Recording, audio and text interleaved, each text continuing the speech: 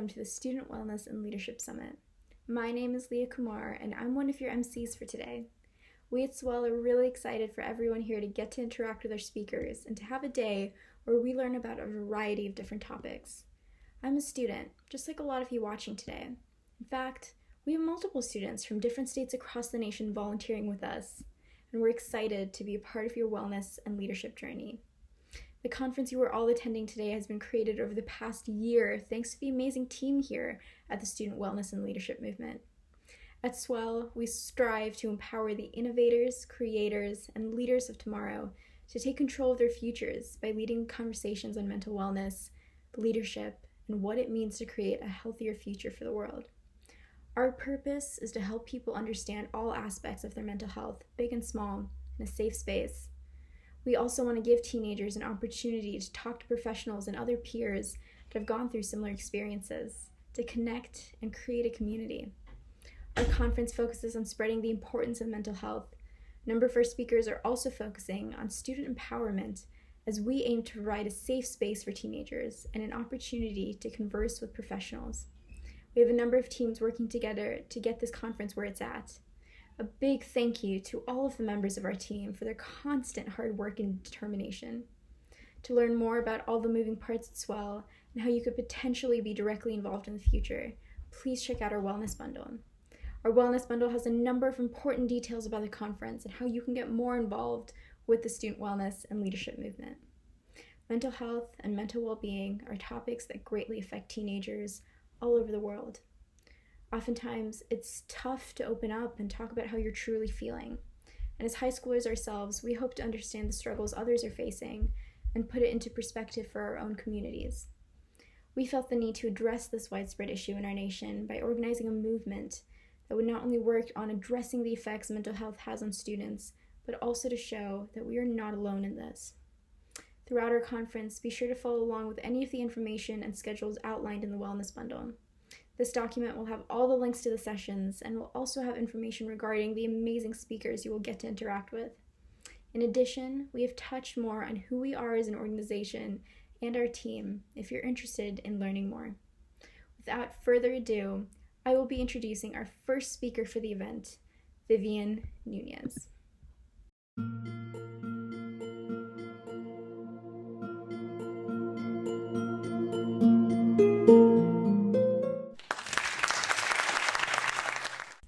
Hi everyone, my name is Leah Kumar and I'm a freshman at the University of Texas at Dallas, and I help direct the social media and publicity aspect of SWL.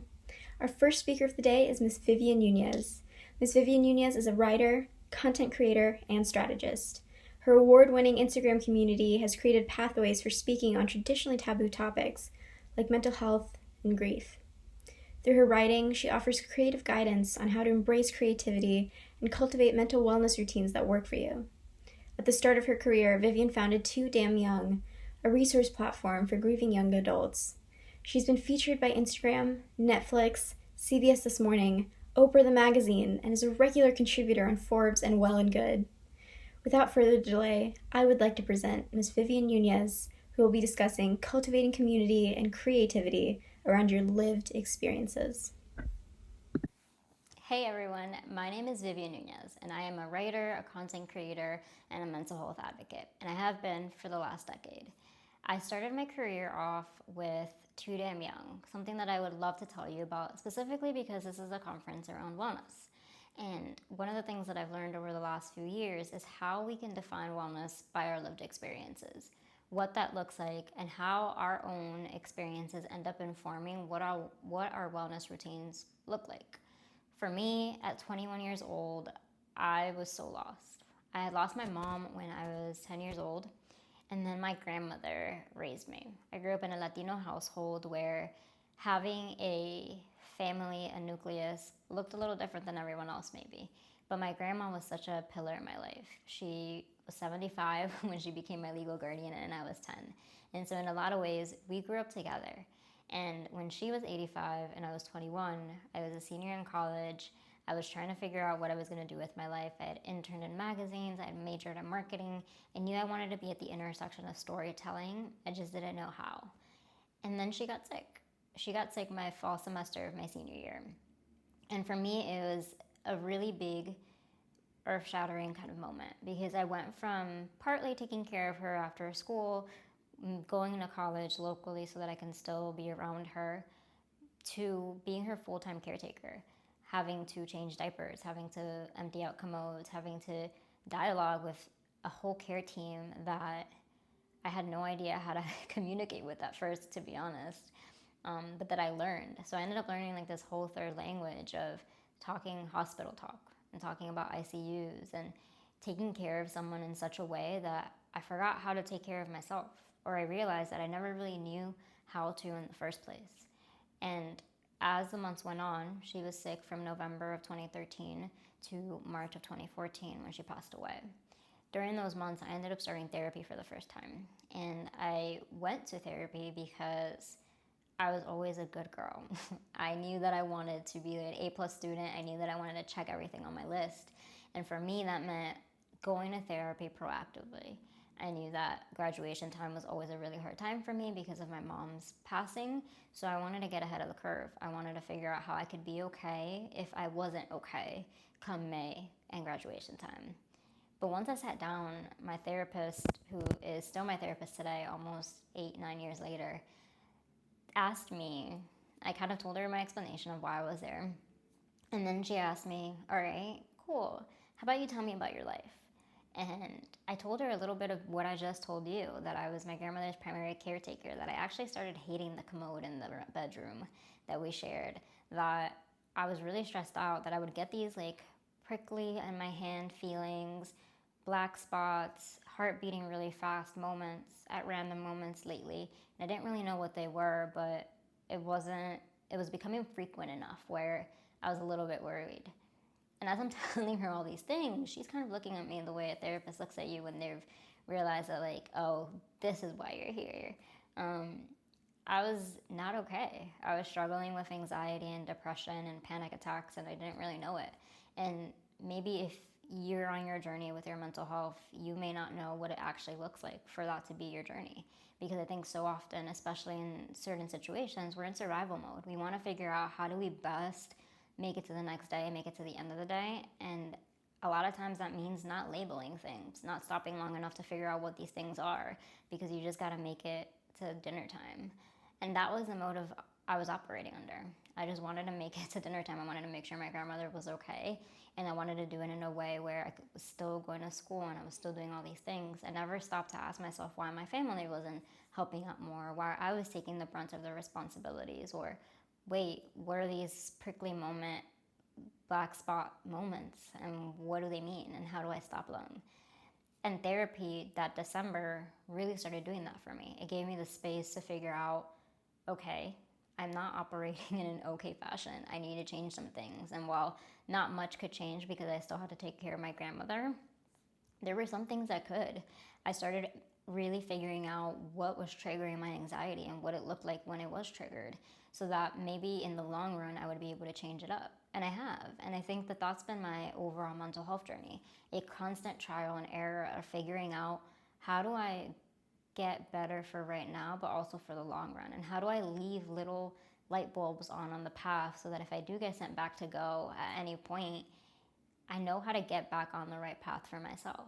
Like right now, I think our ebbs and flows of depression over the last year as a result of COVID, as a result of so much loss and change, has been real. I am in the season of where my depression is a little bit worse than it has been.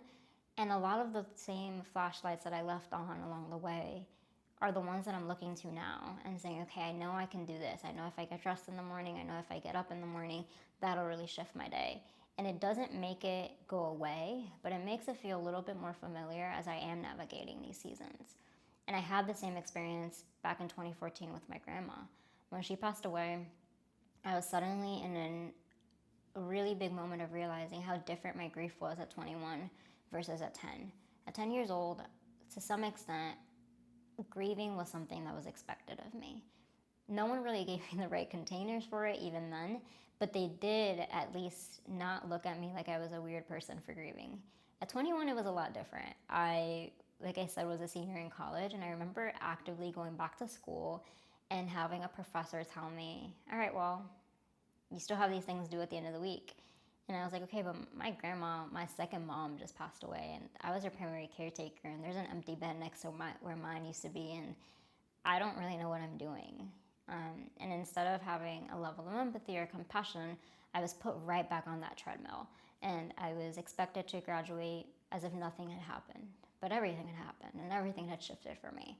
So my decision came to turn to community and creativity as my vehicles by which I was going to allow myself to grieve.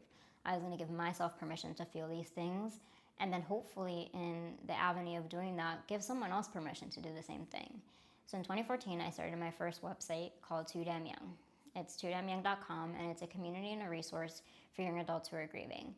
I was blown away with how much this was well received. I had started off knowing that I wanted to create a space for everyone, not just for me, but that at the heart of it, the only stories I could really tell at the beginning were my own. And so I would write about what it meant to give back the bed that she had borrowed from the hospital for her stay at home, or what it meant to have that empty space and to put a desk there now where her bed used to be. How grieving looked a lot different because I had something to compare it to with my own mom's passing. All of these different moments that I would talk about ended up encouraging other people to also share their own. And over like the last 8 years, I've been able to publish so many different stories of people who had their own encounters with losing someone and what that looked like for them during their formative years, their teenage, young adult years. Everything from dating to just not knowing how to tell a new friend. And I think as we had these conversations on the internet itself started changing how we talked about mental health. I saw it specifically on Instagram. So Instagram was is my favorite still platform for talking about mental health. I started off right about the same time that I started Too Damn Young, and I started my own profile. And I was just sharing at first like I normally would on like regular things, but then eventually my captions started getting longer and my pictures started resonating more with like where I was in my mental health journey. I would always pair a really beautiful picture with really deep sentiments of what it looked like to go through anxiety or depression or grief and how that changed day by day, right? I think there's an expectation that after the first year of losing someone, it suddenly goes away or the pain isn't the same. I am now about to be, in January, 19 years out from having lost my mom. And that hurts as much as it did, and in different ways than it did that first year. And I think that the more that I've been able to talk about that, the more I've been able to find other people for whom that is true as well. And that community factor, using creativity, using a platform that is inherently creative to connect with other people who have done and gone through the same things is what I love the internet for, because it gives you permission to figure out how can I make sure that my mental health is being taken care of, my mental wellness is being nurtured in a way that is both private, right? Whatever that looks like for you in a modality, whether it's therapy, whether it's community groups, whatever that may look like. But then how do I also look to the internet to be a source of comfort for me, not just a source of comparison? How do I make sure that the things that I'm consuming on Instagram, on TikTok, on different avenues on the internet actually add to my mental wellness routine? Because I think so often we talk about what it takes away and how it leads to so much comparison and the bullying and everything that happens on the internet, and all of that is so true.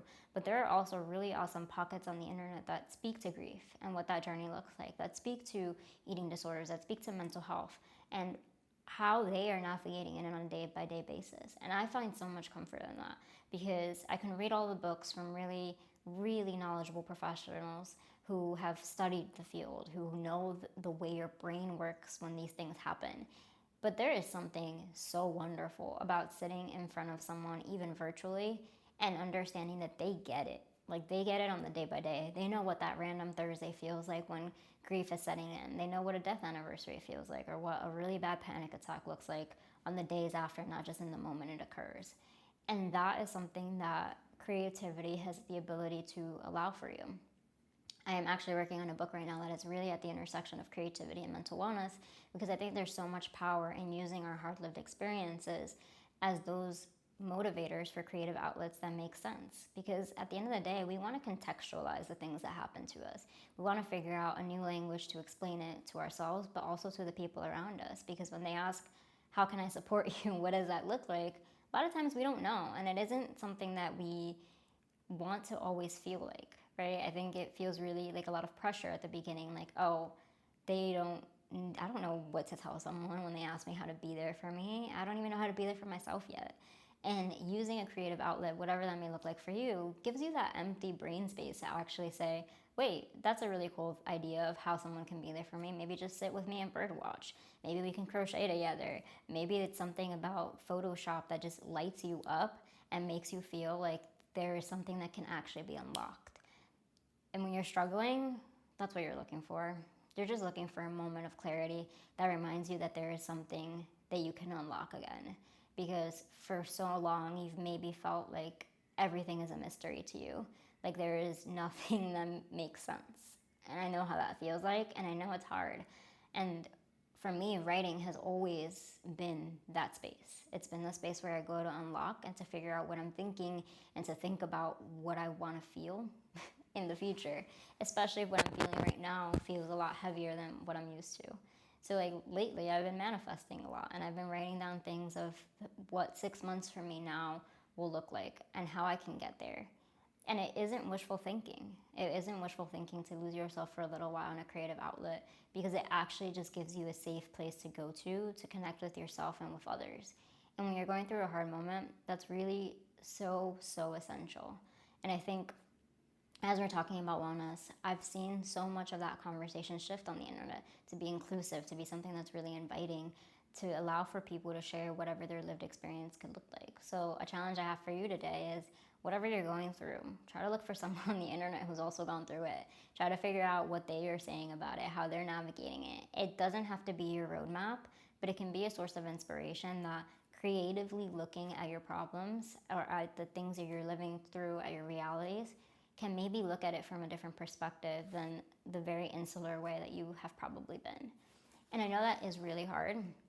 And if you're grieving or dealing with anything that feels so never ending, there is something I learned about grief along the way that I have found so much comfort in, which is for those who have lost someone or just anything in general, honestly, it applies. Grief walks into your life and it is kind of the same height as you. I'm 5'1".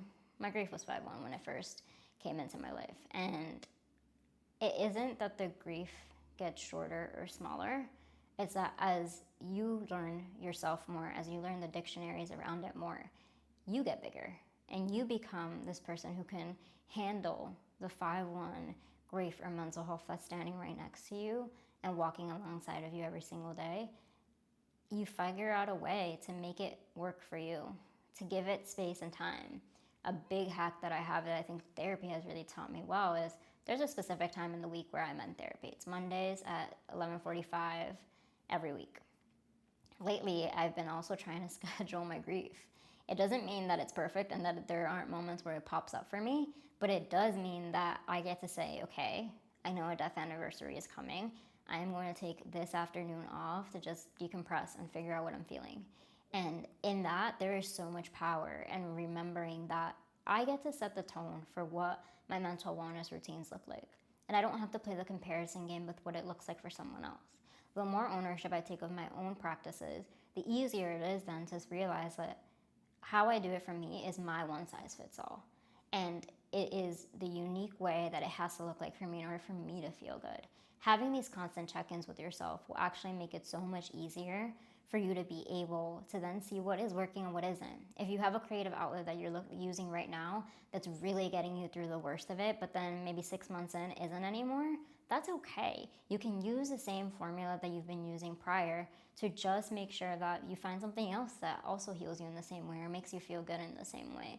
One of the 4 things that I think a creative outlet has to have in order for you to feel good about yourself is a safe place for you to exist as a person, not just as a creative outlet doer, right? So where are you tending to your own emotions? Where are you unpacking things that is in your creative outlet? How are you making sure you're okay? You want to make sure that there's a safe space for the creativity itself. If you're bird watching, you don't necessarily have to talk about it, your grief about, or your mental health or your mental wellness with someone all the time. Maybe you just want to get really, really good at bird watching. So look for an expert in that space. You don't have to share your life story with them, but you can share this skill and this hobby in a way that lights you up. You also want to make sure that there's a community effect there, that you're figuring out who are the people that you're impacting and how are you making sure that these people that you're connecting with feel your presence in such a wonderful way. And then you want to make sure that you're taking a note of how you're changing. Who you are on day one will not be who you're going to be in day 60 of working through a creative outlet, because just like any routine, any skill set, any exercise, the more you do it, the better you're going to get, and the more attuned you're going to get to having your intuition really play a role in that. And you're going to listen to that inner voice, and you're going to figure out, wait, on this day I need this versus on this day I need something else. I think that with our mental wellness, it can get sometimes a little bit scary to feel really creative. But I think now, almost 10 years ago, what it would have been for me to not start too damn young. How hard that would have looked like for me to navigate a world where I didn't know anyone else who was 20-something and having lost someone. It would have been really lonely. It would have been something that I think would have changed the entire trajectory of my life. And yet, it's just a hypothesis. I don't have to think that as my reality, because I did. I kind of put myself out of my comfort zone. I found a creative outlet that made sense for me, and I was able to connect and build an entire career unexpectedly out of something that was so taboo to talk about before. And I know it's still somewhat taboo to talk about now, and I'm not saying jump on the deep end and figure out a way to tell everyone about the things you're going through. Find the small circle of people who you can do it with.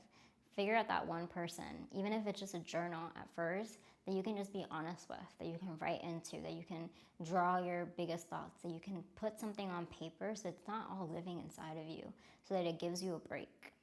I know that's a lot, and I'm hopeful that all of the different conversations you're hearing today end up supporting the idea that your mental wellness is something that you can really take ownership of. That it can be really scary at first, but there are so many resources available for you, so that when you do take that ownership, you're not alone and you don't feel unsupported. My Instagram is one of them. Too Damn Young is another one. American Foundation for Suicide Prevention. There's so many amazing organizations that are here to just support. And something like this, a conference like this, just focused on wellness, is something I wish I would have had back then. But I am so glad that I was able to chat with you today, that I was able to bring this message in. And I hope that no matter what you take from it, the biggest thing you do take is that you have the power, even in your darkest days, to just feel a little bit less alone, to let someone in. One of my friends, back in a season of depression, told me something that I still think about to this day. And I think it very much leads my work ethic and how I community build, which is, I may not be able to turn on the lights, but I can sit with you in the dark. Look for someone who can sit with you in the dark. And look for a creative outlet who can be there for you when you need to sit in the dark alone, because it'll be such a lifeline. Thank you so much. My name is Vivian Nunez.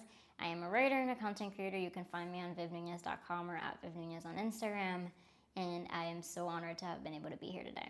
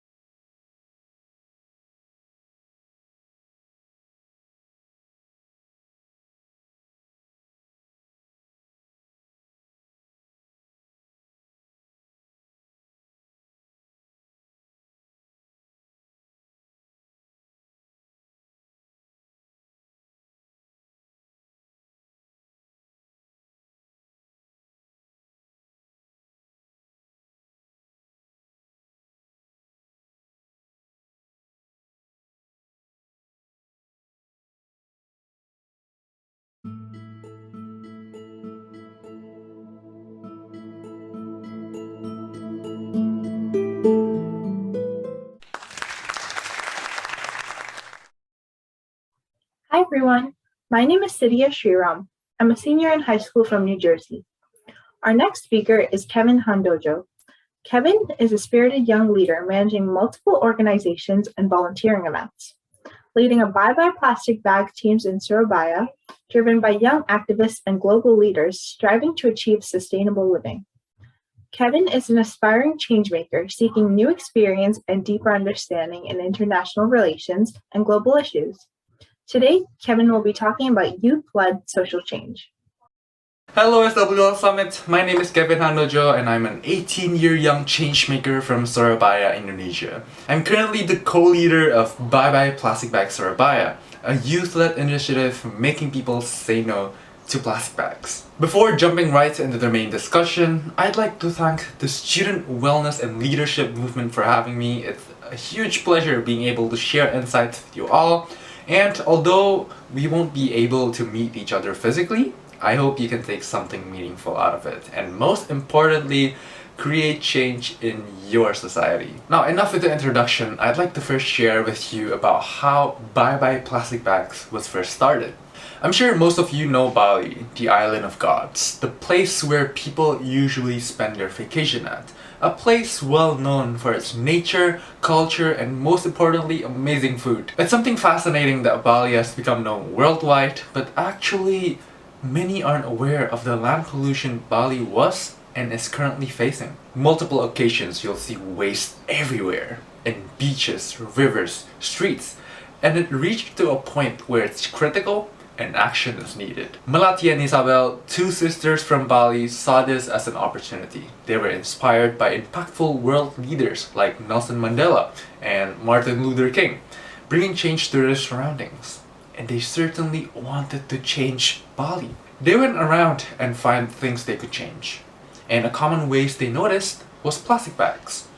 It's something they saw given away every day. It's very quick, it's very easy to use, and because of that simplicity, people commonly recklessly use plastic bags. It's just simply everywhere. And almost a decade ago, we've already had 40 countries banning or taxing plastic bags. And Melati and Isabel thought, hey, if they could do it, why not Bali? Why not Indonesia? And because of this, finally in 2013, at the Global Initiative Network Youth Conference, they founded and initiated Bye Bye Plastic Bags, with a mission to spread awareness and making people say no to plastic bags. They made petitions, went to schools, communities, local groups, spread the message around of the urgency, and had hundreds of thousands of signatories pushing the government of Bali that it's time to take action. It definitely wasn't an easy thing for them, but fast forward to now, Bye Bye Plastic Bags has become a global movement with 60 global teams all around the world, fully run and led by youths. Bye Bye Plastic Bags are currently operating in 30 plus countries, including Singapore, Australia, Japan, France, Germany, USA, of course Indonesia, and the list just keeps on growing. One of the fairly new teams we have is actually the one I'm currently leading right now. Surabaya. Being one of the leading cities in waste management and environmental care, recognized internationally and even won multiple awards, doesn't mean we're free from the pollution issue. We can still see people recklessly dump their waste in rivers and beaches and clogged waterways. And what's also surprising for me is that in beaches, these wastes are actually trapped under rocks, under sands, which really shows that these wastes are there for a very long time. And unlike Jakarta and Bali, we don't really see that much youth initiative here. Many don't care what's happening around them and really chose to stay away from caring. Because of this, my friends and I sat down together and brainstormed. We researched on the types of issues in Surabaya and how us youths can participate to create change in our city. During researching, we stumbled upon Melati and Isabel's speaking engagement videos and also their TED Talks on how to create change and their story about Bye Bye Plastic Bags. And we were really inspired by them. And because of this, just last May of 2020, in the middle of a pandemic, we started Bye Bye Plastic Bags Surabaya. Along with other global teams, we envision a world free of plastic bags and where the young generation are empowered to take action. We really hope to achieve this by empowering people to do what is right, through education, campaigns, and political meetings. Other than that, we also educate and encourage people to initiate change within their communities by reducing the usage of plastic bags. In Surabaya, and I'm sure other teams are doing it too, we focus on 5 different actions. We reduce, educate, encourage, change, and inspire. Reduce being reducing the usage of plastic bags and also reducing the waste in nature by doing cleanups. Next is to educate. We educate the community on harms of plastic bags, any alternatives that they can use, and of course how they can be part of the movement. Of course, we also encourage the community to be open to these kinds of knowledge and also adapt sustainable lifestyles. We encourage them to really support our movement and really bring change to their society. And speaking of change, we also change people's way of living to a more sustainable way. We also change their mindset from one person does not matter to I can change the people around me. And because of this, we really want to inspire more young change makers to bring change to their society. Throughout my journey of becoming a young change maker, and I'm sure along with other young change makers, we've heard many adults try to discourage us by saying things like, oh, you're still young, you shouldn't be thinking about these kinds of issues, just focus at school, study, study, study. What's very saddening for me is that many of these issues, adults themselves doesn't seem to care and take any action. Many even recognize and acknowledge the issue, but chose to not care about it or chose to not do something about it. Now, I strongly believe youths have the capability to explore themselves and their community.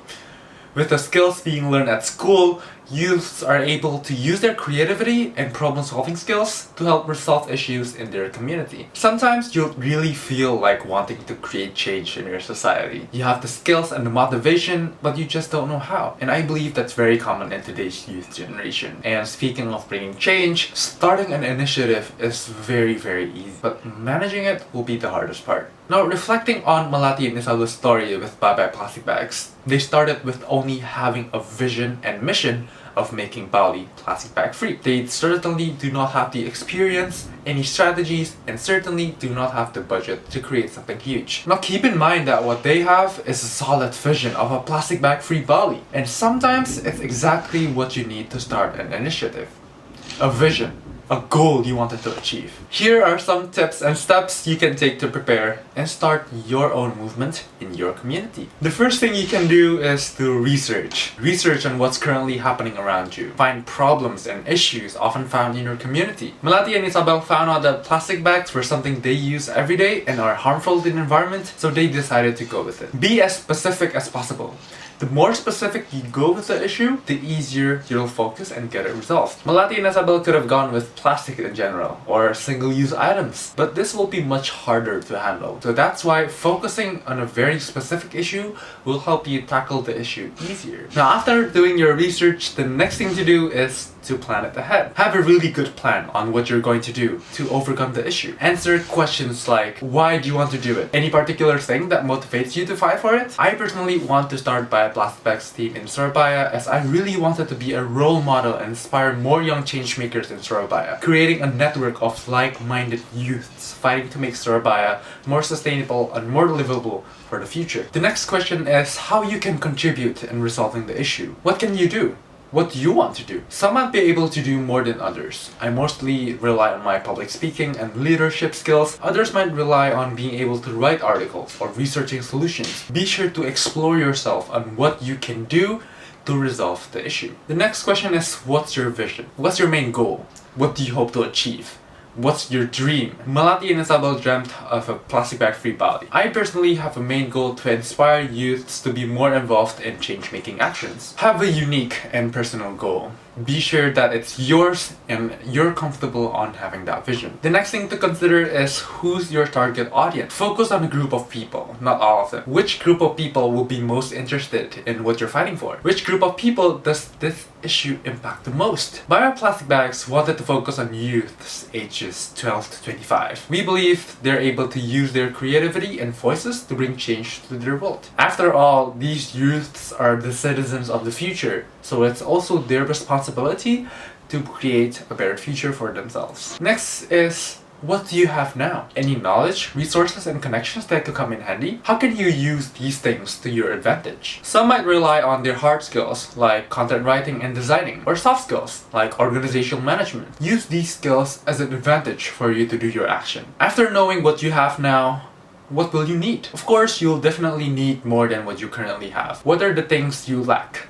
What are the things you wish you have and will give you opportunities to grow? Knowledge, awareness, and finance are the 3 things I personally need to grow bioplastic bags in my city. Everyone will definitely need different things, so just list them all and work on it one by one. After considering on what you have and what you need, when will you start? Plan your journey. Create goals and deadlines, and it's okay to not be detailed, but just have a general guide for you to keep track of the journey. It's going to be a very long journey as change does not happen overnight, but having a general guide will enable you to keep track of your journey and be sure that you're always on track. It could be something like reaching out to X number of schools by next month, or establishing connections with government by X month, and so on and so forth. Finally, after researching and having a solid plan, the next thing to do is to do it. Go with one thing at a time. Inspire and motivate people to join your movement. Grow your initiative. It took Bye Bye Plastic Bags years before it became a global movement. So just don't be afraid if things doesn't go well,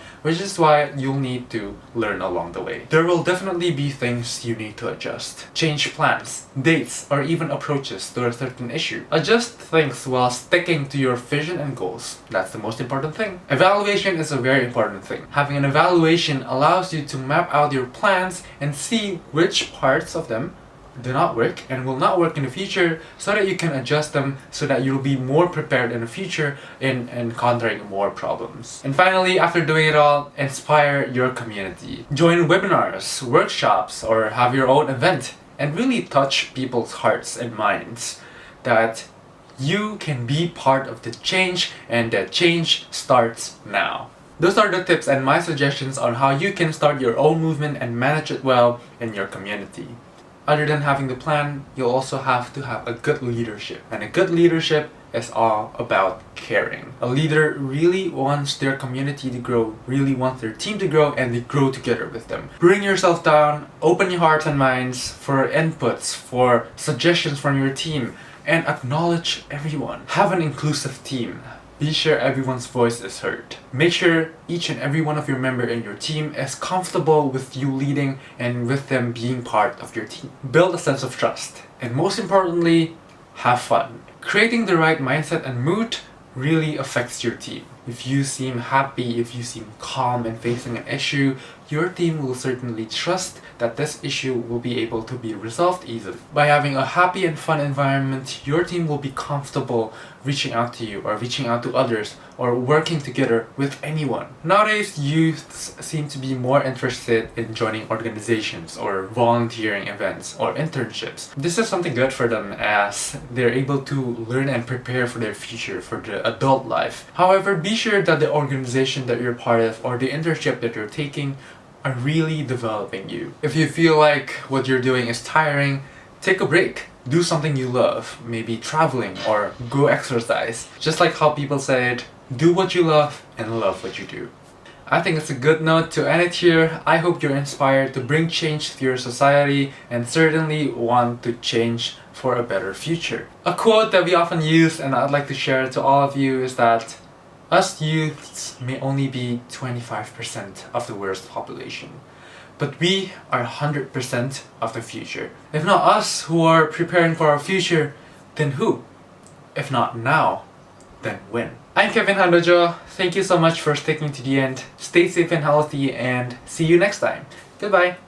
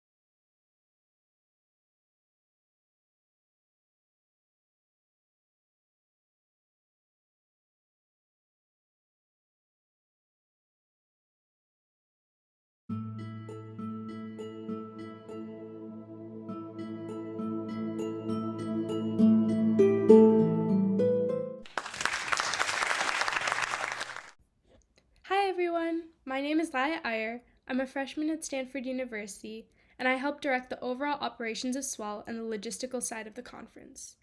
Our next speaker is Ms. Mamata Venkat. Ms. Mamata Venkat is an Ohio native and graduate from Wright State University in 2014. She couples her experience with an interest in mental health and meditation with her passion for storytelling and communications, using her Instagram platform as a space to build community through wellness and vulnerability. Mamata's 2016 TEDx presentation, which has been viewed over 2 million times, utilizes the theme of interaction to discuss the application of meditation to internal and external development, and how success in either does not have to come at the cost of the other. Mamata has been practicing heartfulness meditation for 11 years and has been a certified trainer for 6 years. On her Instagram, she talks about heartfulness meditation and mental health. Please welcome Ms. Mamata Venkat, who will be talking about how to create your own happiness. Hey everyone, I hope all of you are doing well, that you're staying safe and healthy, and that you're finding little ways every single day to feel a little bit more connected to yourselves in spite of the abnormality and insanity of the way the world is right now. I know this is such a strange time. I feel a little bit odd speaking at a camera as opposed to being in a room full of all of you and feeling your energy and being able to connect one-on-one with you guys. Knowing that this is the way the world is going to be for a little bit, I do hope that whether it's down the line or right after you watch this video, whoever is watching this video, that you do find a way to reach out and connect, whether that's via email or through social media. I hope we find a way to meet in person one day. I know that all of us are craving some time together, and I hope moments like these can really help to foster that a little bit more. Clearly, I have a lot of hopes right now, so here's hoping for the best. It's an honor to have been invited to speak at the SWL Summit. I'm really glad to be here. My name is Mamata Venkat, and I am many things right now. I am an editor for a magazine called Heartfulness Magazine. I also support communications and culture for the Chief Technology Office at Anthem. But the role that I have that I'm most proud of, the thing that makes me feel most connected to myself and to others, is that of being a heartfulness meditation trainer. Meditation has been a part of my life pre-conception. My dad started meditating when he was 16, and my mom started shortly after they got married. So in so many ways, meditation has been the foundation of my life. And I could give you a full laundry list of all the benefits of this practice and how it's helped me to grow closer to myself and closer to all the people that I love. I'll get there in just a little bit. Today is, of course, all about you guys. I've been racking my brain for the last several weeks trying to think about what it was that I wanted to say to all of you. Because in a lot of ways, I feel like you guys, your generation, knows a lot more and is a lot more wise than I am, whether it was at your age or where I'm at now in my life.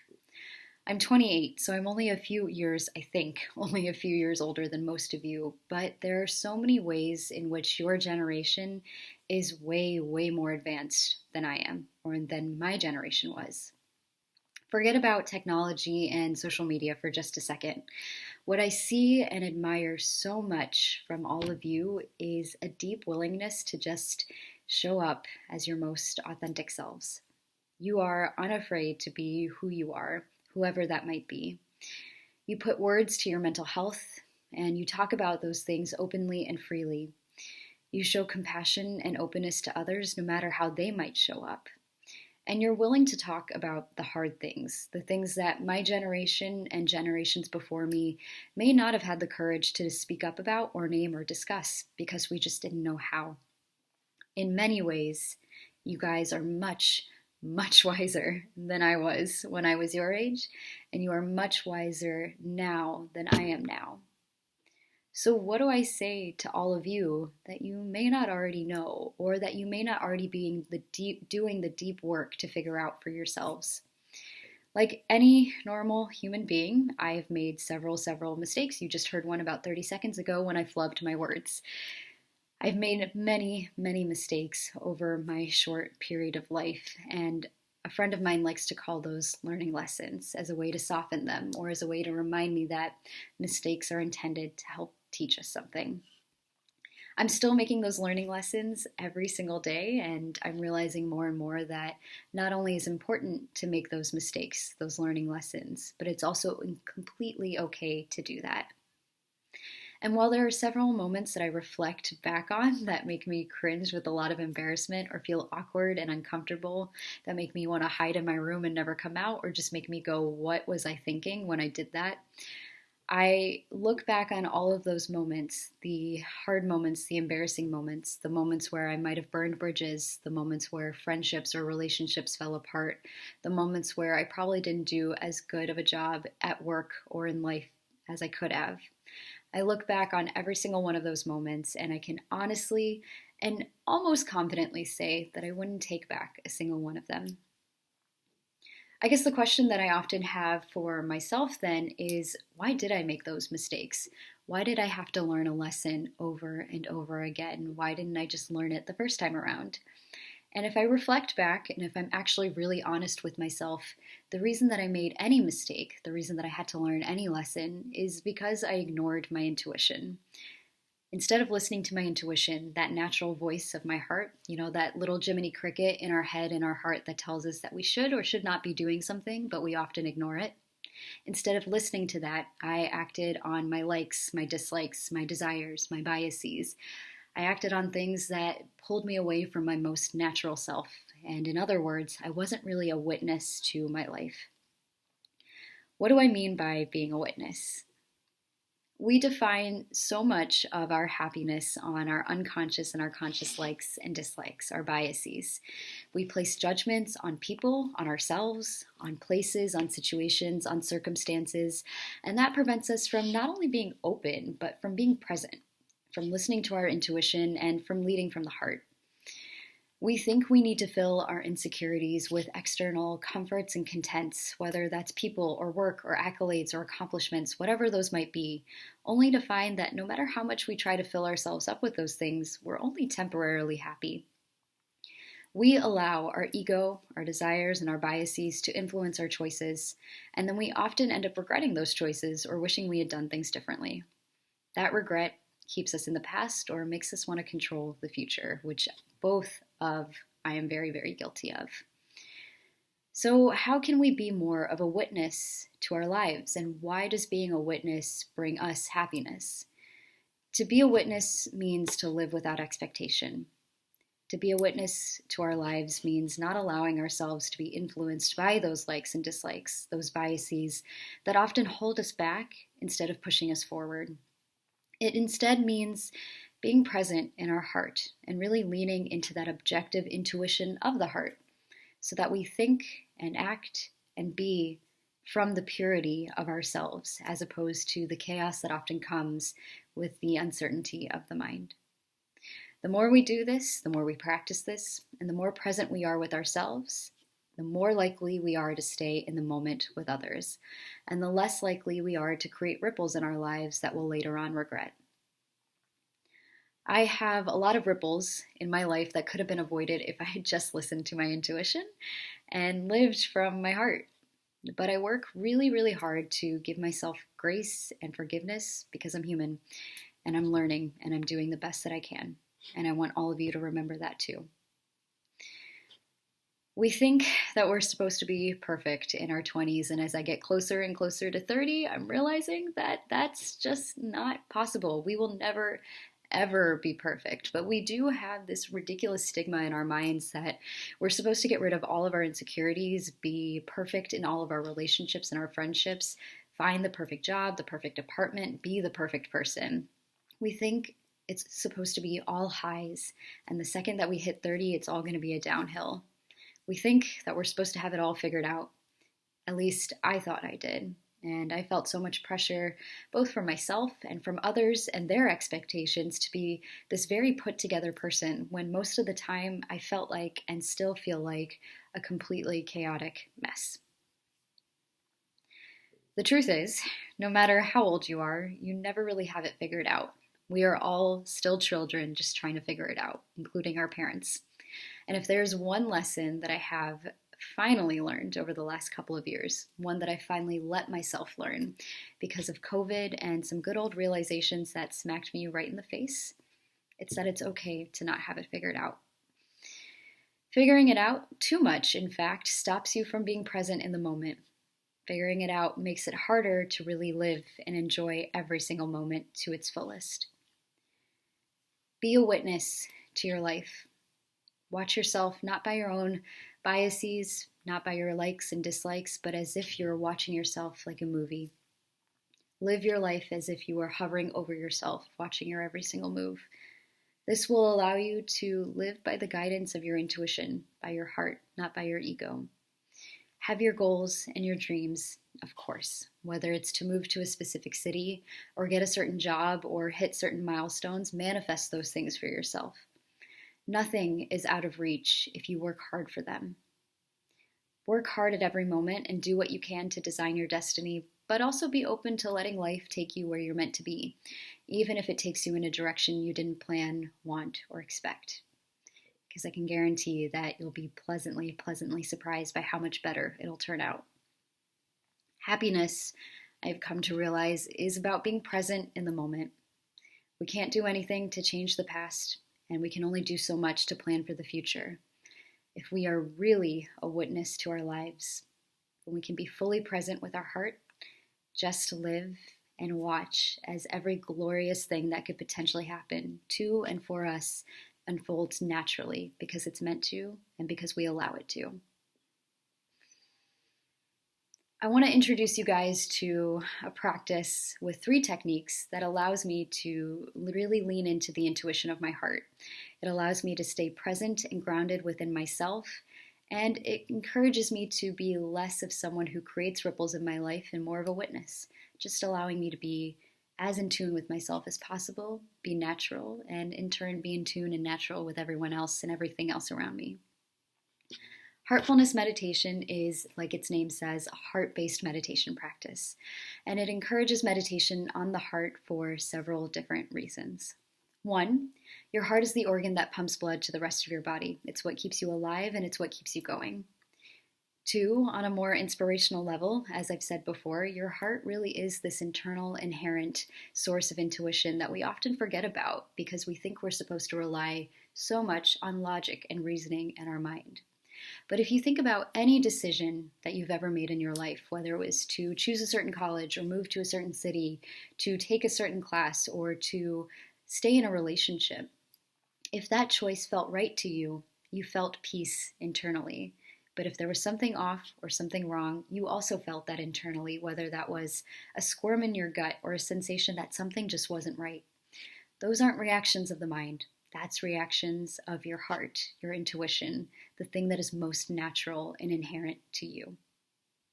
And the third reason is that, our minds are machines that are trained to think. One thought can turn into 10 thoughts, which turns into hundreds of thoughts.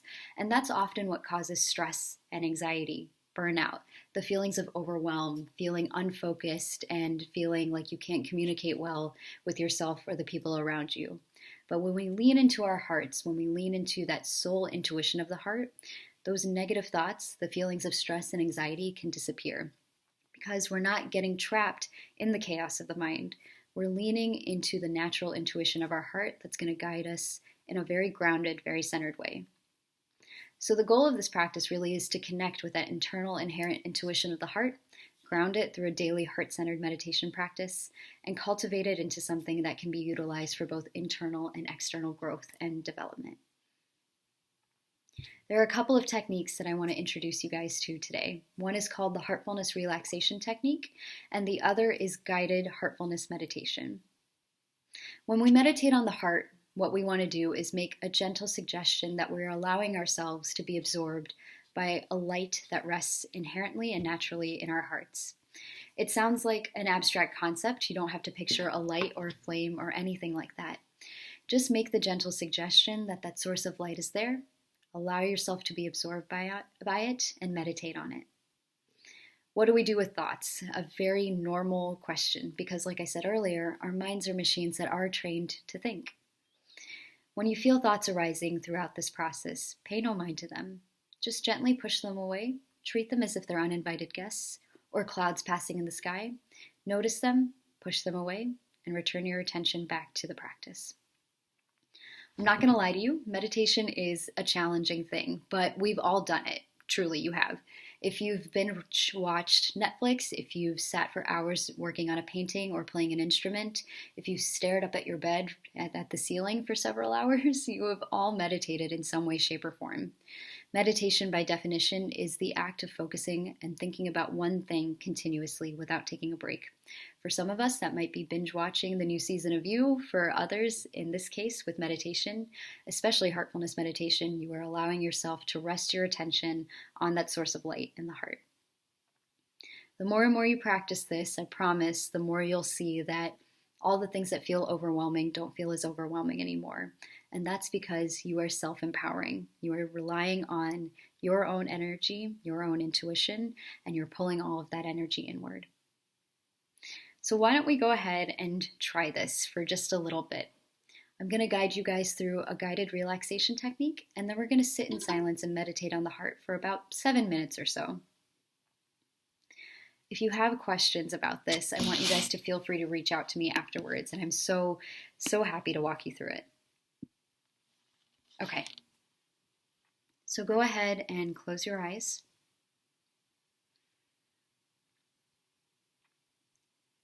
Find a comfortable position.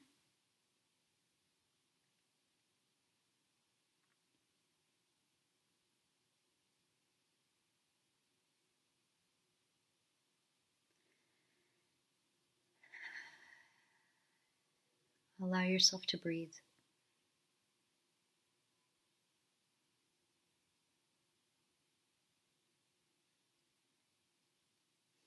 Wiggle your toes.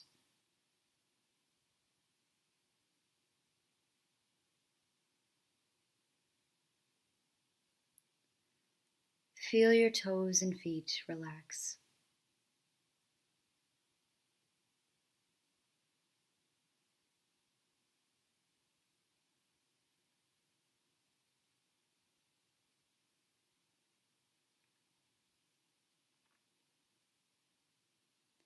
And as you feel your toes and feet relax, feel the energy of the earth move up through your legs, relaxing them.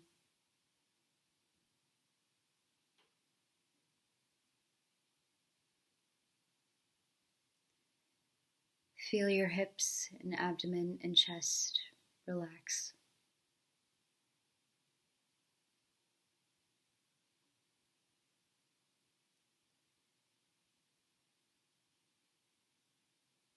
Feel all tension leaving your hips and abdomen and chest.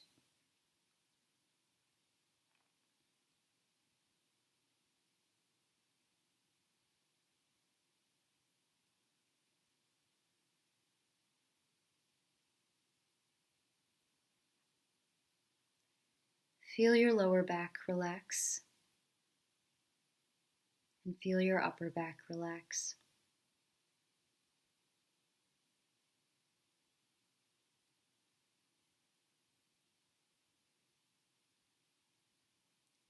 Feel all tension leaving your back.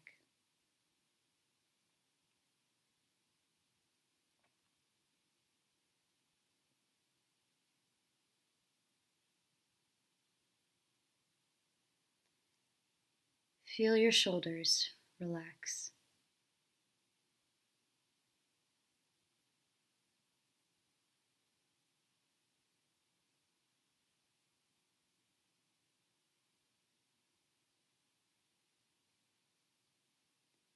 Feel all tension leaving your shoulders.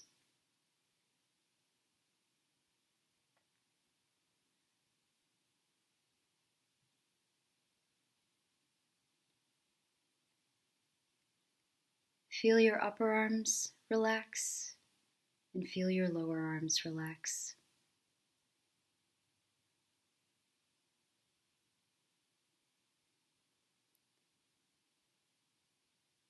Feel your wrists and hands and fingers relax.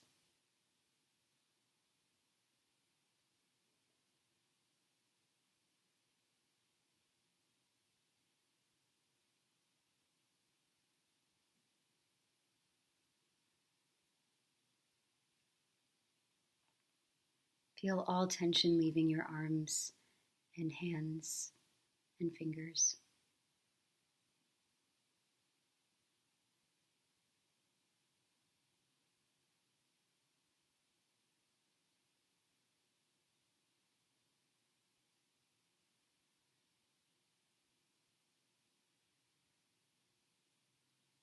Feel your chin relax.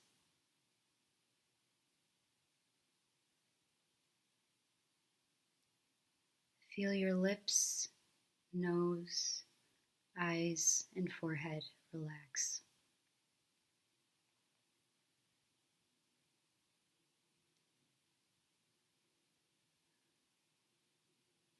Allow your neck to relax.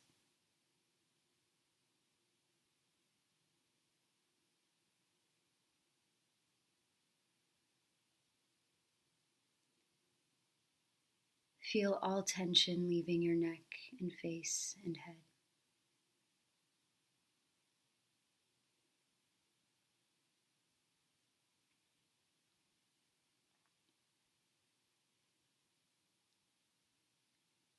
Feel your whole body relax.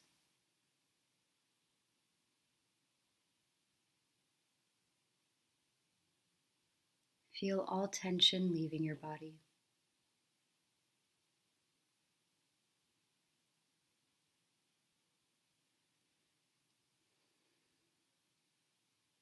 Now turn your attention toward your heart.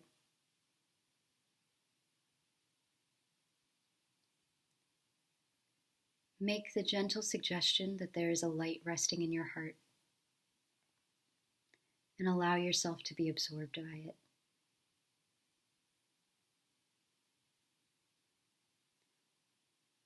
Treat all thoughts as if they're uninvited guests or clouds passing in the sky. Just gently push them away.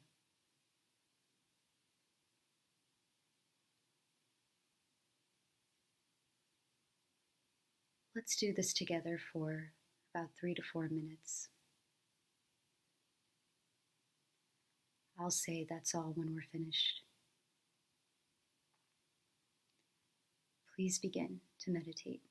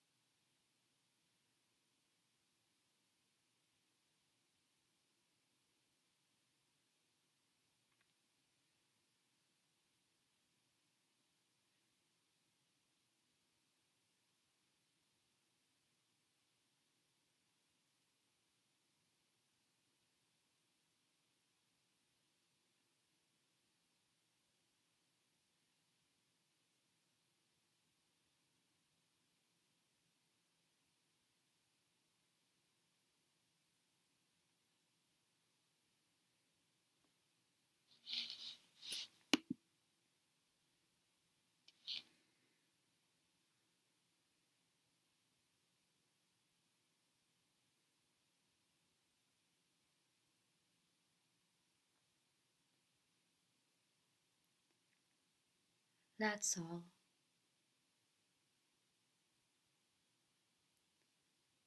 So with your eyes still shut, take a moment to observe how you feel.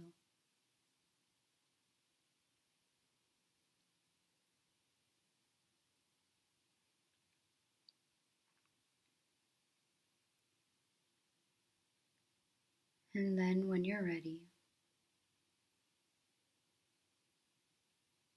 gently open your eyes.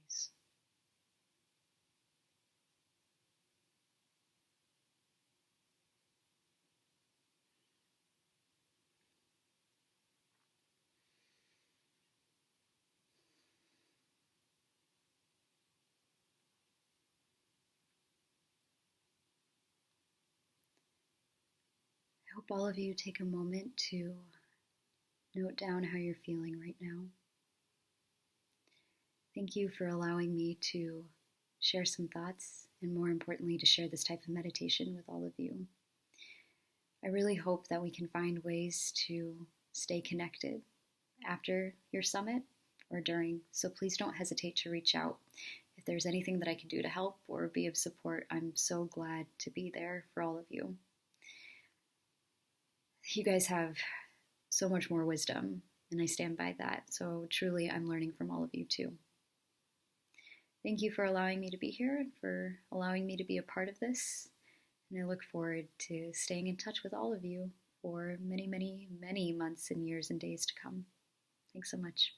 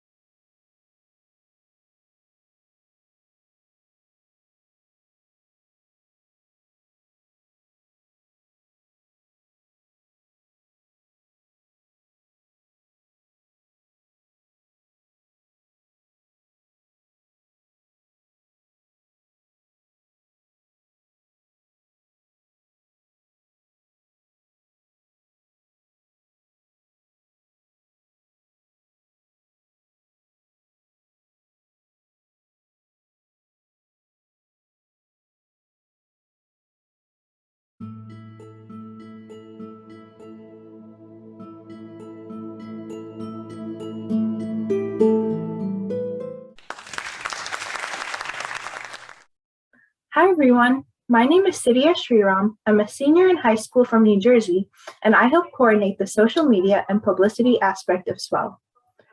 Our next speaker is Mr. Jason Grant.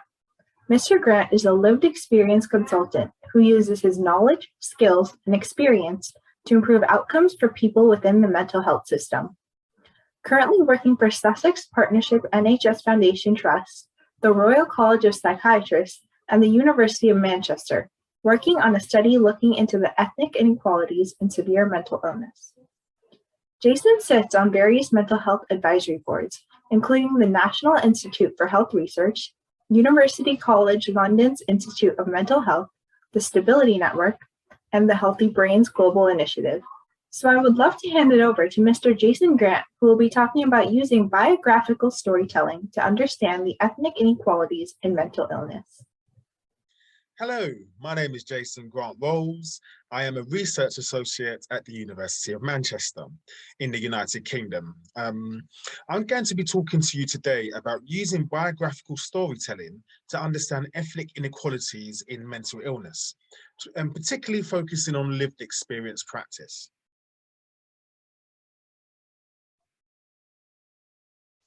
So, to understand my lived experience, for those that don't know, the history of the United Kingdom, especially in regards to my culture and background. So my grandparents came from the Caribbean, a lovely, beautiful island called St. Lucia.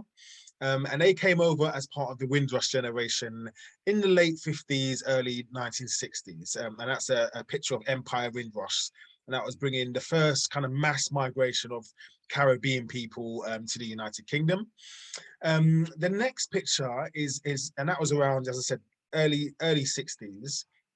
The next picture is in the 80s, and this is a place where I grew up, so a place called New Cross. For those that don't know, New Cross has got a lovely university, so Goldsmiths University, the University of London is based in New Cross, a really famous art school, very good media school as well. But they've also got some tragic history. So that's part of the New Cross massacre, where 13 young people were killed in a house fire. And there was a massive protest because it was believed that it was somebody who was racist that set the house party on fire. And there was a massive cover-up, a police cover-up, and the community went out onto the streets and started protesting. And that sparked a wave of riots in the 1980s. The next picture along is of a young man called Stephen Lawrence. For those that don't know, Stephen Lawrence was murdered in South London, where I grew up as well. His death, unfortunately, was again another police cover-up. It took about 25 years for his parents to campaign, and they finally got 2 people convicted for his murder 25 years later. But his mum was made a baroness, and that was probably one of the most high-profile murders that we've had in the UK. The next picture at the bottom left is a guy called Mark Duggan, and this is the I should have said Stephen Lawrence was in the 90s. Mark Duggan, this was in the 2010s. Yeah, it was 2010. So he was killed by the police, and a whole wave of protests happened again in the UK. Young people kind of uprising, and that led to significant kind of reflection on my own part. So for me, I always kind of understood the kind of both sides of life, shall we say, but understood for me, I was quite fortunate to go to university and kind of get on in life. But when Mark Duggan was killed, it kind of made me reflect on why are so many, especially young Black people, but young people in general, why are they kind of so disaffected? The United Kingdom is a beautiful country. There must be something going on here. So I took myself into prison.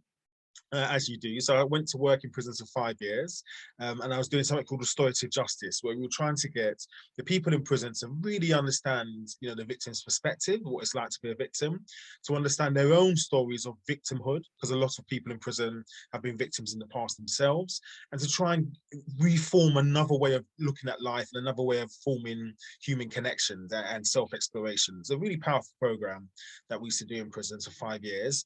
And then I experienced psychosis, and I don't know if anyone's ever experienced psychosis or not, but I wouldn't wish it on my worst enemy. But that's where I'm at now. And from that moment of experiencing psychosis, it made me reflect on myself and say, okay, what can I do with this experience? So how can I continue to make a difference? So then I was fortunate enough to find Synergy Collaborative Centre. So Synergy Collaborative Centre is a 5-year national initiative funded by Lankelly Chase to reframe, rethink, and transform the realities of ethnic inequalities in severe mental illness and multiple disadvantage. So this kind of encapsulates all of that kind of lived experience that I'm bringing to the table.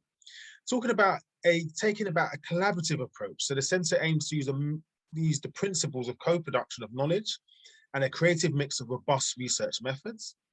The centre will work closely with commissioners, policymakers and politicians, as well as public service providers, citizens, and those experiencing mental distress to create and deliver a vision to help eradicate ethnic inequalities in severe mental illness and their fundamental causes. So really bold statement, mission statement and vision setting out from the centre.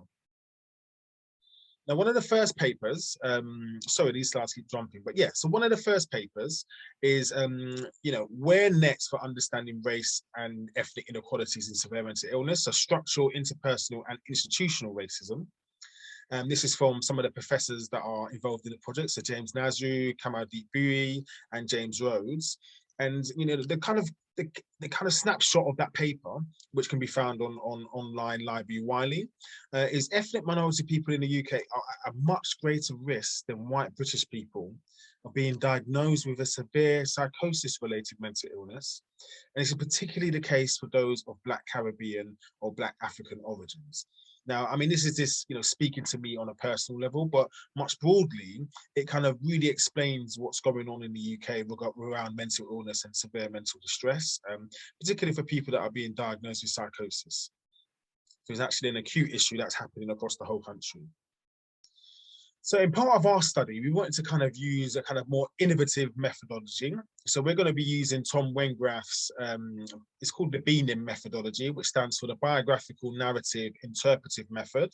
It's a methodology for exploring lived experiences through biographical narrative interviews, which has been used over the past 15 years in a variety of collective research projects. We are using this qualitative methodology for our research project, which includes 1 hour of free flow talking. So essentially you sit somebody down and you ask them one question and then you let them talk for an hour, all right? So we ask participants just one question and then we listen for an hour. We'll make notes of the key themes and questions to answer later. And this is called subsection 1. So this is, and it may sound bizarre if you've never done any interviewing before, but this section is really, as the interviewer, all you're doing is listening to the key themes, listen to what people want to say, and being that conduit to allow people to open up.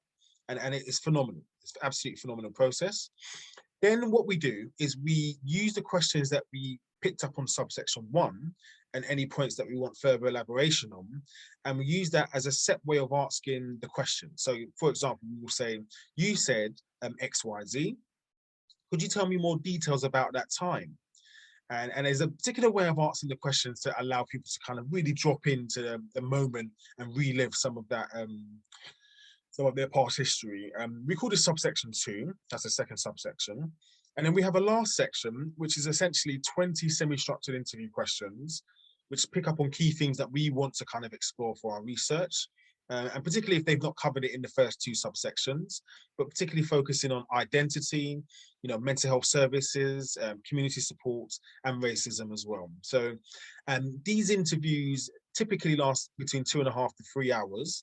So it's not for the faint-hearted at all, but the amount of rich data we are gleaning from the study is phenomenal. So yes, absolutely really powerful method. If you've not come across Tom Wengraf before, I'd recommend, looking into that. So I'll give you a little snapshot of some of the participants that we're getting here. So the first part, I'm not going to kind of break too much anonymity here, but the first participant I spoke to, or one of the participants I spoke to, came out of Angola. So was a refugee. Angola had a civil war. I think in the 70s and 80s, this chap was unfortunately a child soldier, so was caught up in that war as a child, was sent to war. Came to the UK, so that's a picture of Luna House, which is the Home Office. It's where you sort out your visas and your immigration situations. So came to the UK seeking, refugee and asylum status, and ended up on a massive council estate in the Midlands.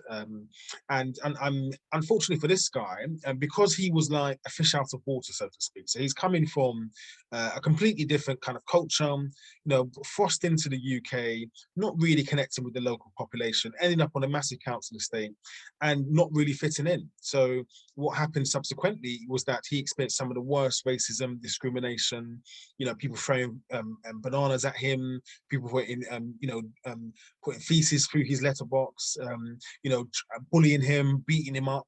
He went to the police and the police would just ignore his claims.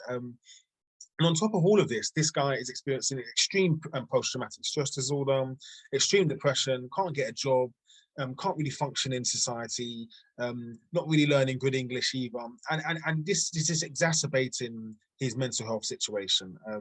Really heartbreaking story to kind of uncover. The next participant we had, again, another person grew up on actually, well, this person was British. So I think their parents came from Pakistan, but they were born in the UK. So this person is British. Grew up on a massive council estate in the north of England. You know, for them, they're quite a liberated person. So they you know, are gay, you know, and they want to be kind of liberated in their sexuality. But unfortunately, the cultural background is Muslim. So this person is a gay Muslim, you know, growing up on a council estate in the north of England. I'm a very conservative parent, so not really able to kind of come out fully as a human being, and conflicted between, you know, his religious practice and, you know, his social identity, so to speak. Yeah, and on top of all this, having mental health conditions, so experiencing extreme bullying, you know, being pulled from pillar to post, being told to kind of convert and you're not a proper Muslim because you are gay. So all of this kind of exacerbating his mental health situation. And the last participant that I'll speak about today is another person that was actually from Pakistan. So for those that don't know, India, well, actually the British did a partition in India. So Pakistan was created, and Pakistan is kind of like a country which has a lot of issues and problems, and a lot of war goes on in that region, obviously right next to Afghanistan as well. So yeah, they came into the UK as a child. So, you know, lived and grew up in the UK, but unfortunately they got caught up in the PREVENT strategy. So for those that don't know, PREVENT is a strategy from the government that attempts to kind of pick up on radicalization and pick up on people that are maybe susceptible to terrorism and susceptible to radical ideas. So this person, because he was from Pakistan, not really kind of assimilated fully into the culture, was picked up by the PREVENT strategy and put on kind of like a watch list as seen as a person that may be involved in kind of radical ideas. Unfortunately for him, he had a mental health condition because of this experience, and he's now become like an advocate for mental health charities, and he tries to use his experience of being caught up in kind of government systems and not really finding a way out, about how he can kind of move forward with his, you know, sense of self and his sense of life purpose. So some really kind of hard gripping stories, and what I should say is that most of these stories were stories that I would never even heard of before, and they're certainly not coming out in the media. They're certainly not coming out in kind of general parlance with the people that I associate with, and it's astounding, because on top of people's kind of general day-to-day stresses of life, they've got these severe mental health conditions, plus they've got all these kind of social circumstances that are surrounding them that mean that they can't really kind of move forward and find a way out of these predicaments. So this is this one kind of thing to talk about with our kind of research group. So this is kind of like the full group of us. So what have we got? We've got 9 people on the team. And we went to present at the Division of Clinical Psychiatry. So this is the British Psychological Society.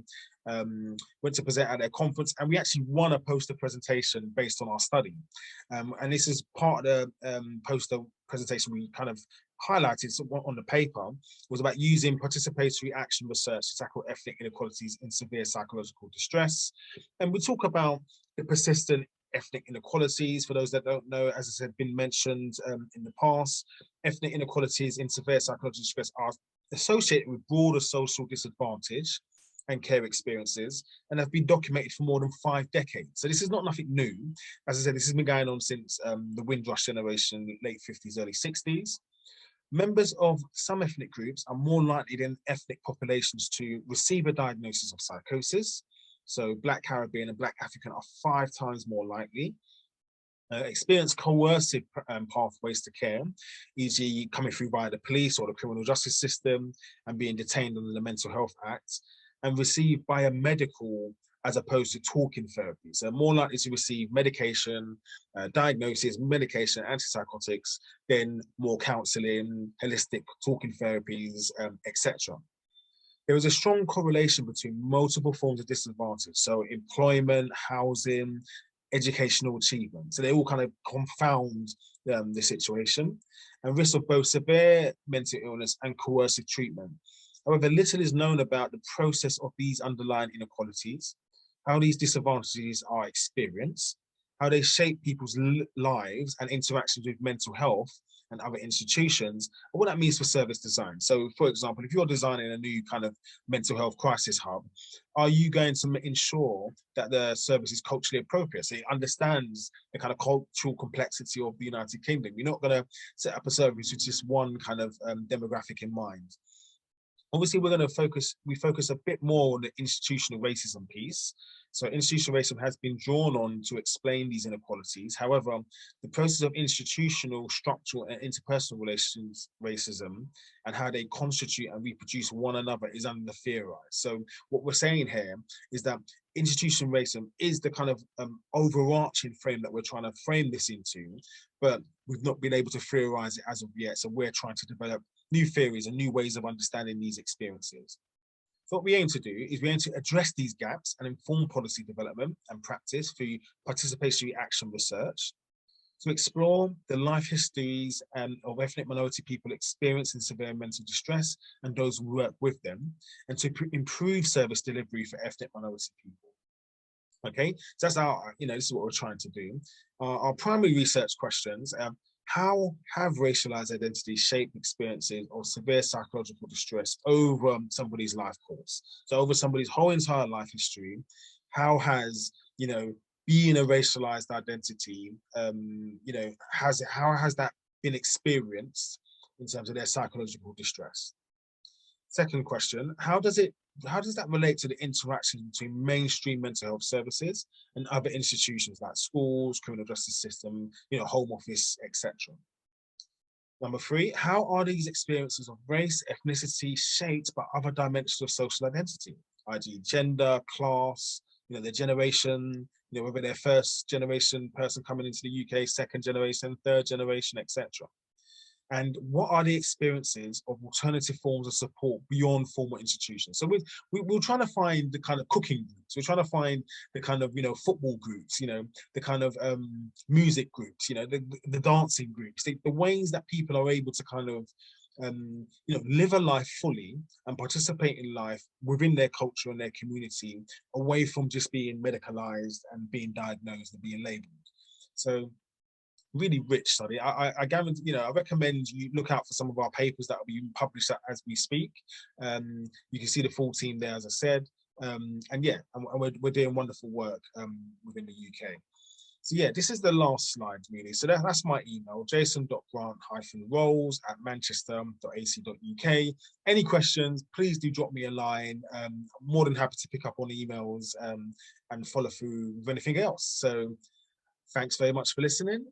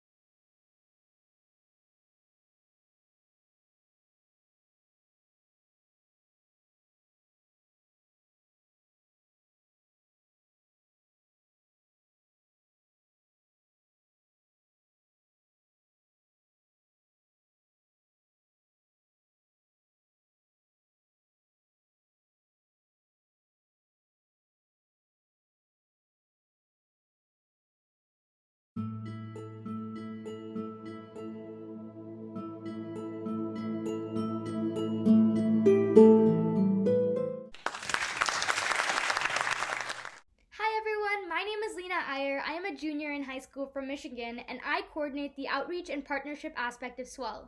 Our next speaker is Ms. Sarma Zafar. Ms. Sarma Zafar is an award-winning, internationally renowned speaker, best-selling author, and educator for equity, mental health, and human rights. She's been recognized among the top 100 most powerful women in Canada, top 25 most inspirational women in Canada, and top 25 Canadian immigrants. Her book, A Good Wife, Escaping the Life I Never Chose, based on her journey of escaping an abusive child marriage to pursue her education, shed light on gender-based depression, is a national bestseller, was one of CBC's best books of 2019, and is being adapted to a premium TV series. Samra's speaking portfolio includes 3 successful TED Talks and many leading corporations, universities, and nonprofits around the world. So I present Ms. Sarma Zafar with her session, The Gift of Adversity, a Positive Outlook for a Mentally Healthy Life. Hi, everyone. Thank you so much for including me for this very special day on this very special topic. And I'm really excited to be here. The topic is particularly close to my heart. When you think about mental wellness, when you think about embracing change or being resilient, oftentimes we think that maybe there is some secret ingredient that we have or don't have. Even when you hear language around your friends, you hear the words, you have what it takes to go through this, or you don't have what it takes. And sometimes we say these things to ourselves. Do I have what it takes to get through this tough time? And I get asked this question quite a bit, like, how did you go through all the rough times that you did and the abuse and everything? And how did you get out on the other side with so much positivity or living a good life and achieving success? And it's as if like there was something in me that was like some secret ingredient that I have and others don't have. And when I talk about resilience, I often say that resilience is a muscle. Think about strength training, for example. You know, when you go to the gym and you lift weights and you're training your muscles, you're strengthening your muscles. Resilience is your emotional muscle. And it actually comes from the practice of embracing change, from this practice of stepping forward with courage in the face of fear. And let me describe courage and fear for a bit. Oftentimes people think that courage is some kind of, you hear this, courage and bravery is about being fearless. Oh, you're so fearless. And I don't like the word fearless, because fearless makes you think that fear is something that you should have less of, or fear is something that is bad. Whereas fear is actually a very natural human emotion. Fear is healthy because fear keeps us from doing things that are reckless or bad for us. So courage is not the absence of fear. Bravery is not the absence of fear. It's about feeling afraid and embracing that fear as a normal part of our emotional spectrum, and still choosing to move forward with courage and grace because there is something that we deeply believe in, even though we're afraid. And I have come through those points many, many times in my life. When I was growing up as a little girl, I was always surrounded by these noises that were very confusing. So the chatter was, on one hand, oh yes, you got a grade, you got 100% on your test, that's awesome. But on the other hand, I would hear things like, don't dream so big. Don't forget that you're a girl. Stay within your limits. No, it's okay to have dreams. Don't expect them to come true. So I would often wonder, like, what am I supposed to do then? Like, here I am achieving what I'm achieving. And on the other hand, I'm being told not to have these dreams and not to dream so big because it is somehow outside of my limits. And then when I was growing up, I was pushing the envelope in my own ways. And at the age of 16, I was pushed into a marriage with a man who was much older than me. I'd never met him before, who lived in this faraway country called Canada. And shortly after, I was sent to Canada as his teen bride. And I became a teenage mom. And even at that time, I was terrified. I was alone in this country. I knew no one. I was completely and utterly dependent on this man who I didn't even know so well. I had no connection, no friendship with, but he was my husband and he was my owner, so to speak. And I was told I can't go out of the house or make friends or have any independence or autonomy or freedom. And I was contained and trapped pretty much in a world that felt like prison.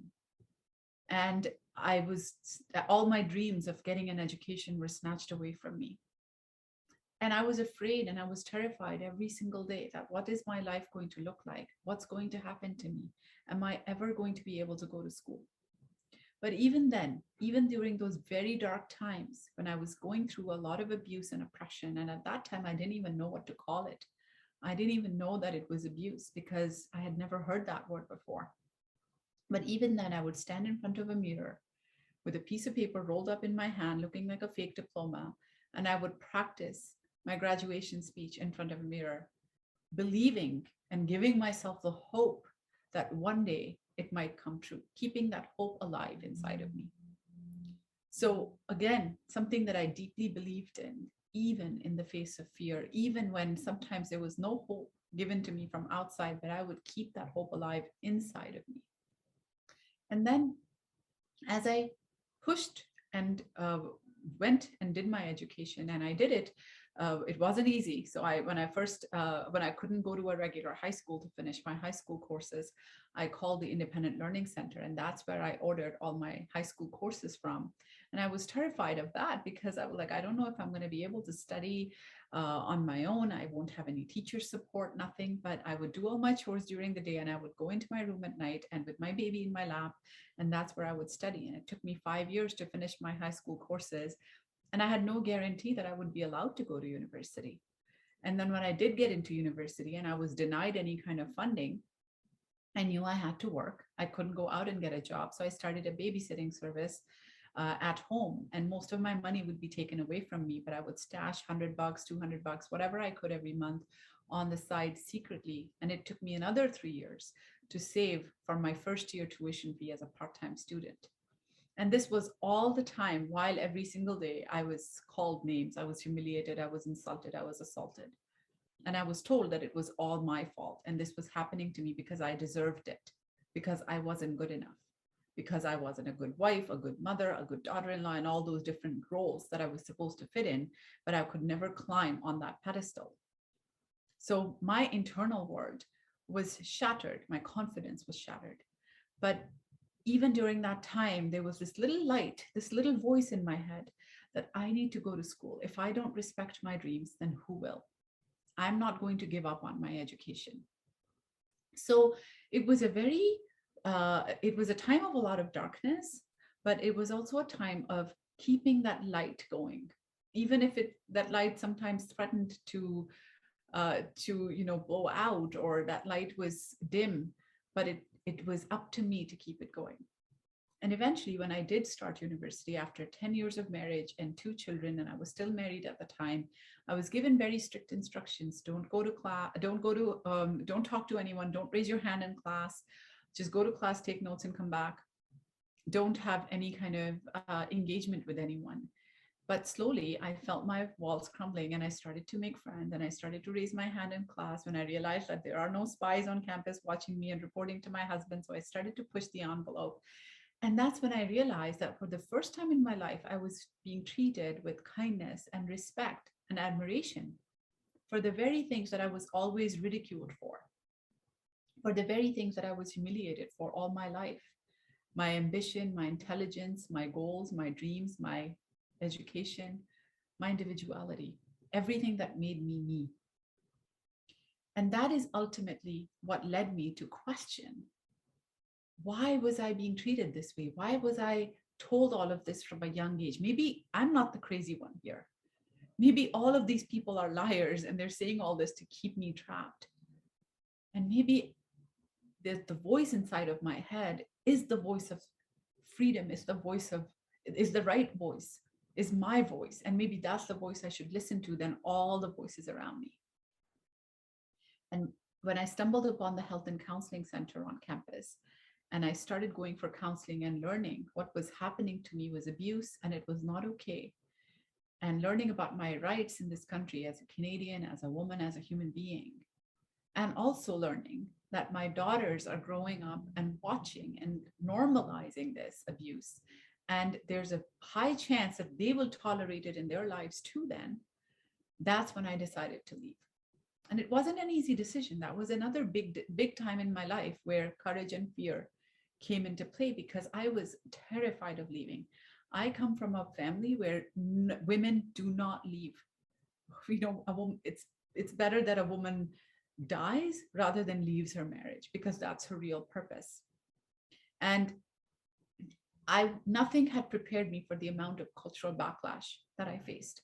I knew it would be tough. I knew it would be tough from a practical standpoint, because I didn't have any money. I didn't have a job. I was in my second year of undergrad. I had 2 young kids. I knew it would be hard, and it was hard. I was working 4 or 5 jobs at a time on campus, just, trying to make ends meet. I was doing full-time courses. I was taking care of my daughters. I was going through the legal battles with my ex-husband. But the cultural backlash that I faced, the family backlash that I faced, was debilitating. It was enormous. And it often made me feel like I had committed some kind of a grave sin by standing up for myself and walking away from abuse. And in those moments, I felt so afraid that, is this the way I'm going to be seen forever? Is this the way that I'm going to be treated forever? Like I'm some shameful creature. A lot of my family turned their backs on me. A lot of so-called friends turned their backs on me. And it was a very, very difficult time and a very scary time. But again, it was that inner voice. And oftentimes it was around me, the people, the new friends that I made, who would hold my hand and tell me that I'm not alone. And oftentimes it was me standing in front of a mirror and telling me, Samra, you can do it. You can do this. One more day, one more step, motivating myself. And soon that one more day, one more step turned into a few years. And eventually when I graduated from university and I got a lot of academic success, much more than I dreamed of, that was another time in my life where I was terrified, but I knew that inside of me, I needed to do something about this. I couldn't just stay silent. I couldn't just walk into the sunset with my awards and scholarships and my fancy new job and live happily ever after, because I knew that my story wasn't just my story. It was the story of millions and millions of women and girls around the world, including here in our neighborhoods, in our country, in our communities, who are suffering in silence because they feel that they need to hide, downplay, change bits and pieces of themselves in order to fit into these boxes of acceptance. And I wanted to just scream out the top of my lungs that no, you do not need to fit in. You need to be yourself. You have every right to be yourself. And that's why I started sharing my story. And I was terrified. I was terrified of the backlash that I would face. How would people react? Would people think that I'm, using my sob story to get ahead? Will people see me as some kind of some pitiful creature? I didn't want any of that. I didn't want any of that backlash, and it was scary. But I also knew that that's exactly why I need to start talking about it. Because if every woman feels that it's her shame to carry, if every victim feels that it's their shame to carry, that's when silence propagates, and silence is the biggest ally of abuse and oppression and discrimination and racism and all kinds of oppression that happen in this world. Because until you're silent, you're only helping the oppressors and never the oppressed. And I didn't want to be on that side. I wanted to speak up. I wanted to break the silence for the millions of silences that were still waiting to be broken. So I started sharing my story. And the first time my story was published was on my convocation day in 2013. So in the morning, I went, got my degree and came home and logged into my social media, and it was flooded with messages from all over the world. And there were so many messages of congratulations, of gratitude. Thank you for sharing your story. This is exactly like my story. You gave me the courage to go for my own dreams. And there's a Mark Twain quote that often comes to my mind, that the 2 most important days of your life are the day that you were born and the day you find out why you were born. And the day that my story went live for the first time and I was flooded with these messages, that's the day I realized and my why, of why I was born and what is my purpose. And I often used to question, why did all of that happen to me? And why did I come out on the other side with so much success when I know so many people don't? Even though my story is not unique, but my outcome was very rare. And I knew I had a sense, I felt a deep sense of responsibility to pay it forward, to give back, and to do whatever I can to make a difference. And that work has exactly that sense of why, that sense of purpose is exactly what has led me through the last 7 or 8 years with speaking, with writing my book, and now being in medical school, pursuing the path of medicine to hopefully one day become a psychiatrist specializing with patients who have experienced trauma or adversity in their lives. Because I know, and I'm living proof of the fact that there is a lot of there's a lot of life after trauma. There's a lot of life after adversity. And my mission and my purpose in life is to help others realize that for themselves and not just survive after adversity and trauma, but thrive and live joyful, complete, and happy lives. Because we don't ever move on from trauma and adversity, we move on with it. It always stays a part of us, but we can learn skills, we can develop boundaries, we can develop mindsets and ways of thinking that even though it's a part of us, it doesn't affect the joy and happiness we can feel in the present and in our future, because we have the power to heal and we have the power to create the lives that we want and deserve for ourselves. So let me just share a few of those lessons that I have learned to develop that mindset and to develop those boundaries and to develop that strong sense of core self within you.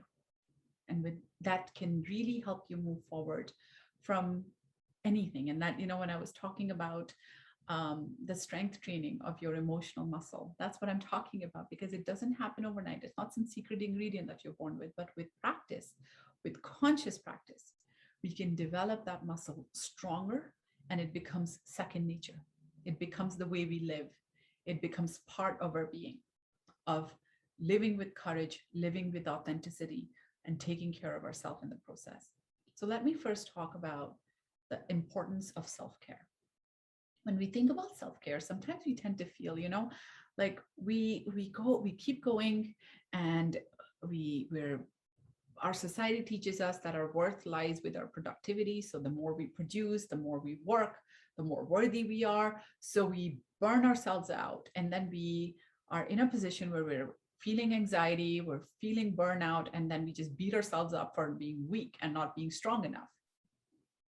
That is such a toxic and absolutely false narrative, and it's a way that society and corporations and just overall, like, we're controlled. It's as if like our worth is tied to how much we produce. We're not robots, we're human beings.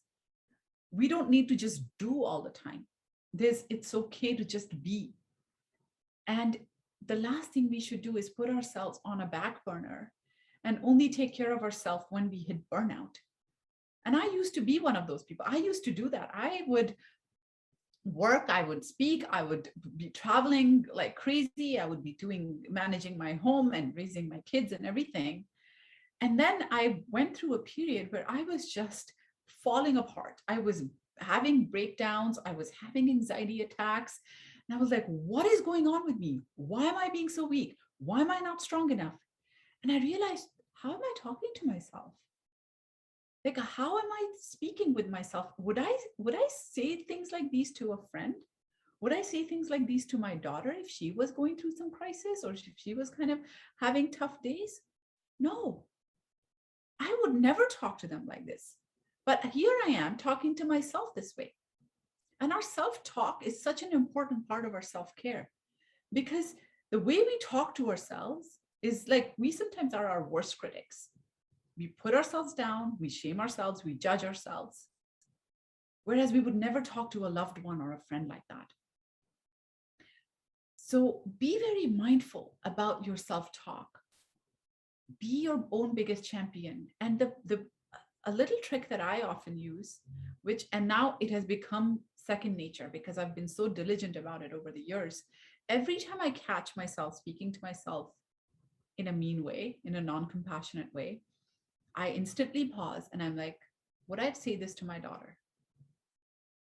And if the answer is no, I need to stop saying it to myself. So talk to yourself like you would talk to a loved one. Talk to yourself like you would talk to your best friend, your sister, your mom, whoever the closest person is in your life, whoever you love the most. Imagine them in front of you, but that's actually you. And talk to yourself the same way. And when you start doing that, in the beginning, it's kind of a bit awkward and weird, but when you start doing that on a regular basis, it actually becomes second nature.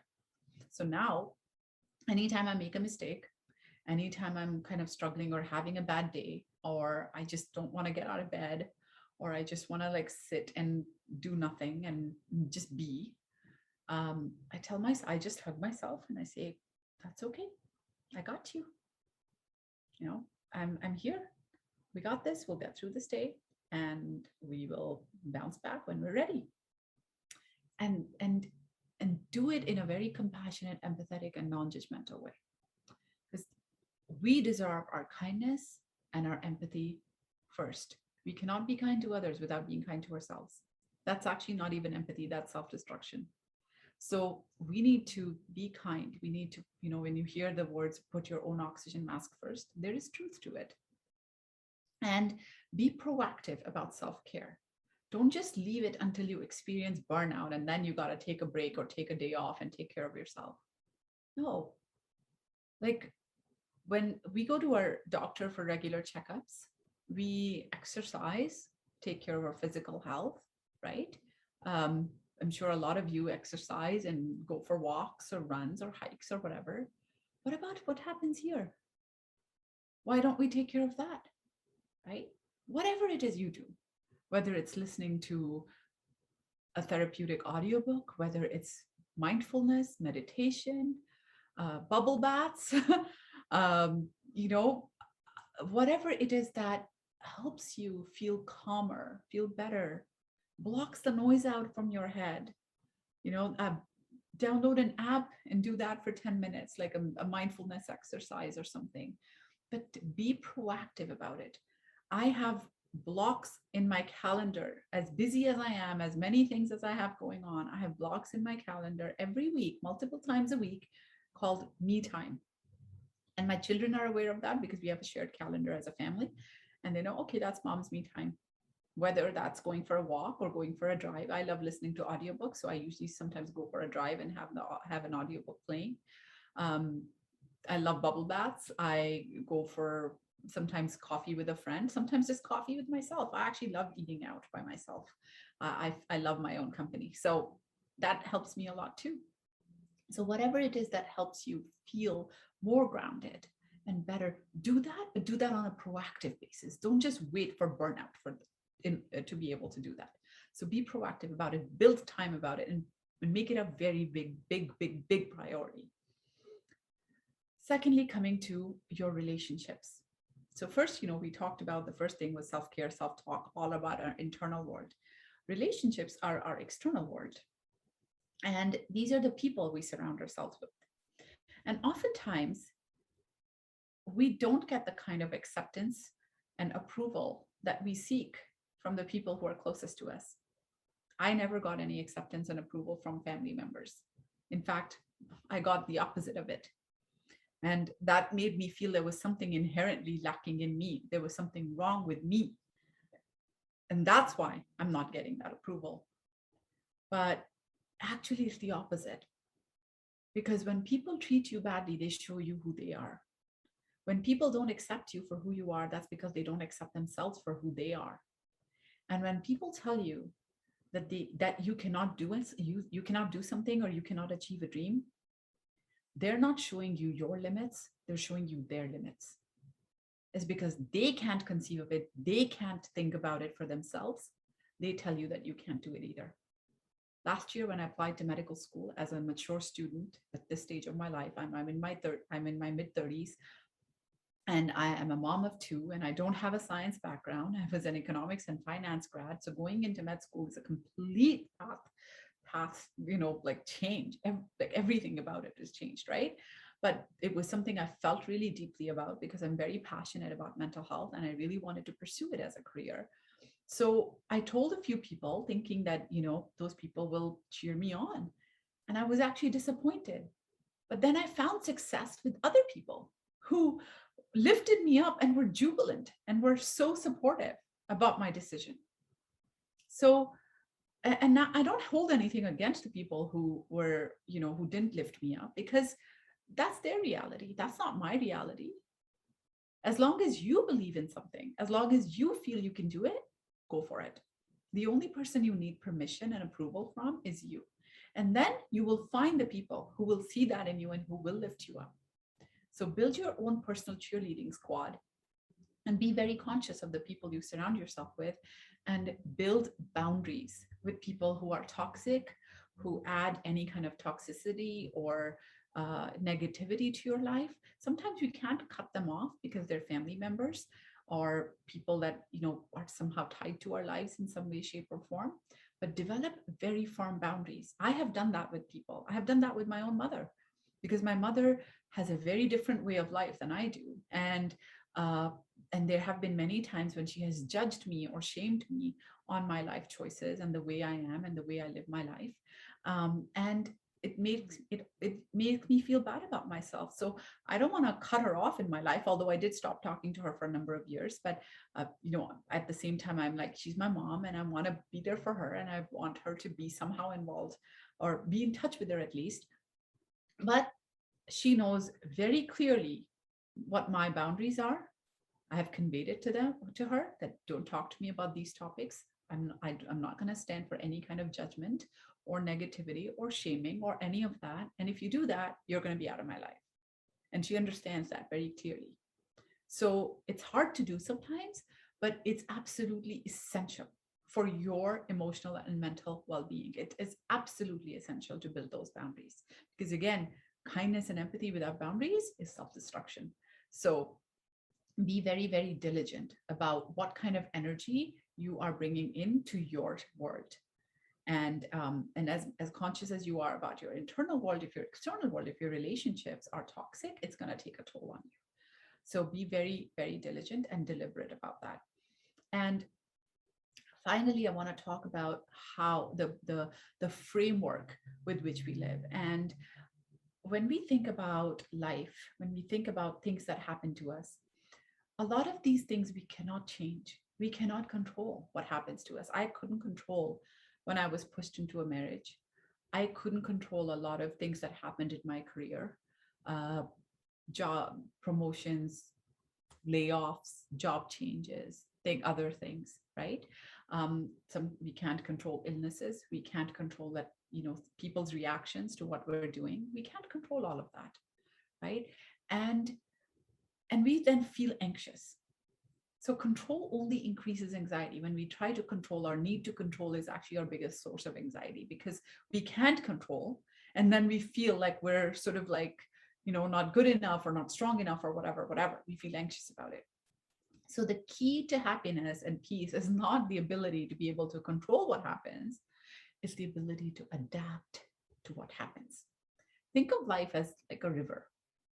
And in a river, you don't know what's going to happen, whether it'll be a roadblock or a waterfall or some other thing that's going to happen down the road, or like a crevice or some kind of boulder that's going to be in your way. You can't predict that. But the key is not to just going to stay in one place and refuse to go down the river because you don't know what lies ahead. The key is to be as water-like as possible, as fluid as possible, so that no matter what lies ahead, you can flow through it. You can go under it, around it, and you can do so with grace. And accept yourself, champion yourself, build that relationship with yourself, embrace the change, and lean into life with courage, lean into change with courage, even if you're afraid. But if you believe in it, if that voice in your head tells you, if your voice in your heart tells you that it's right for you, if you're living with a sense of purpose, then breathe, embrace that fear as part of your emotional spectrum, and move forward and know that you will succeed, because you're operating from your inner voice and your inner intuition, because you are worthy and you are enough. And living with purpose and leadership, it's not about job titles. It's not about business cards. It's not about the letters after your name. It's about living from a place of why. Why are you here? What is the purpose that leads you? What is that change that you want to make? What is that difference that you want to make in this world? What is that fire that burns in your belly and never ceases to burn? What is it that keeps you up at night and wakes you up every morning? Find that why and put all your energies towards it. So leadership is about sparking dialogue for change. Leadership is about empowering others. Power is about empowering others. And it's about paying it forward and carving a path, not just for yourself, but for others to walk in with you and alongside you. Because resilience is collective. And when we rise and we lift others with us, that's when we really rise.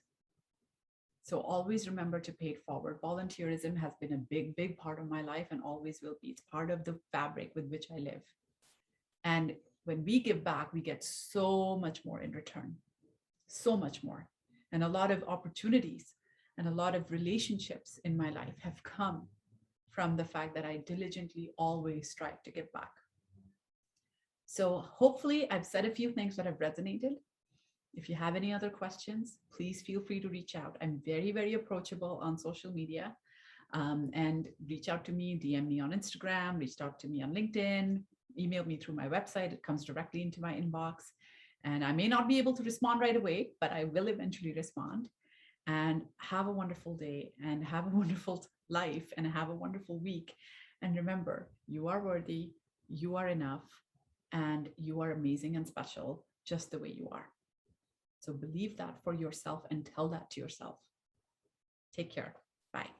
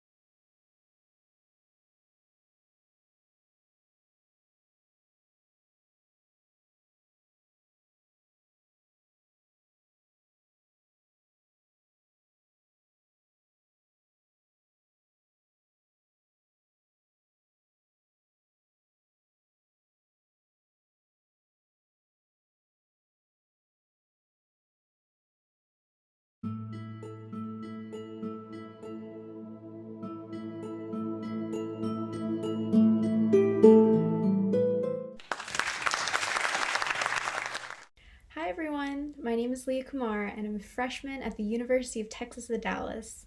Our next speaker is Miss Debbie Wirtz. Miss Debbie Wirtz was born and raised in Michigan. She was an educator for over 10 years before going back to school to obtain her second degree in Human Services, Family, and Child Welfare. Ms. Wirtz currently works as the Program Director for the Novi Community Coalition, working on reducing risk factors and promoting protective factors to enhance the lives of individuals, youth, and families in Novi and Oakland County, Michigan. She's also trained and certified in high leverage strategies for prevention prepared communities for neuroscience, epigenetics, ACEs, and resilience. She's a Michigan Initiative ACEs community champion, strengthening families certified facilitator, victim advocate, and certified parents as teachers educator.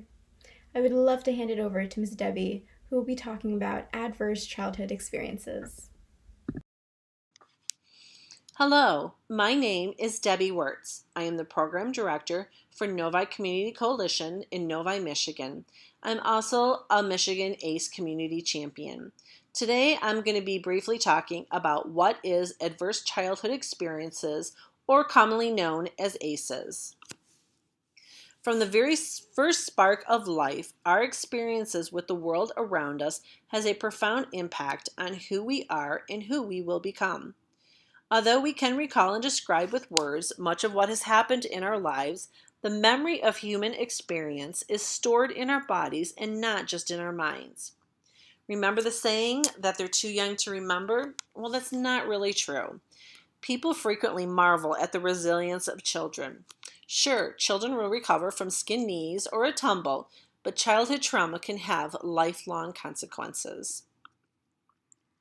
The Centers of Disease Control and Prevention and Kaiser Permanente conducted a study comprising of over 17,000 middle-class adults.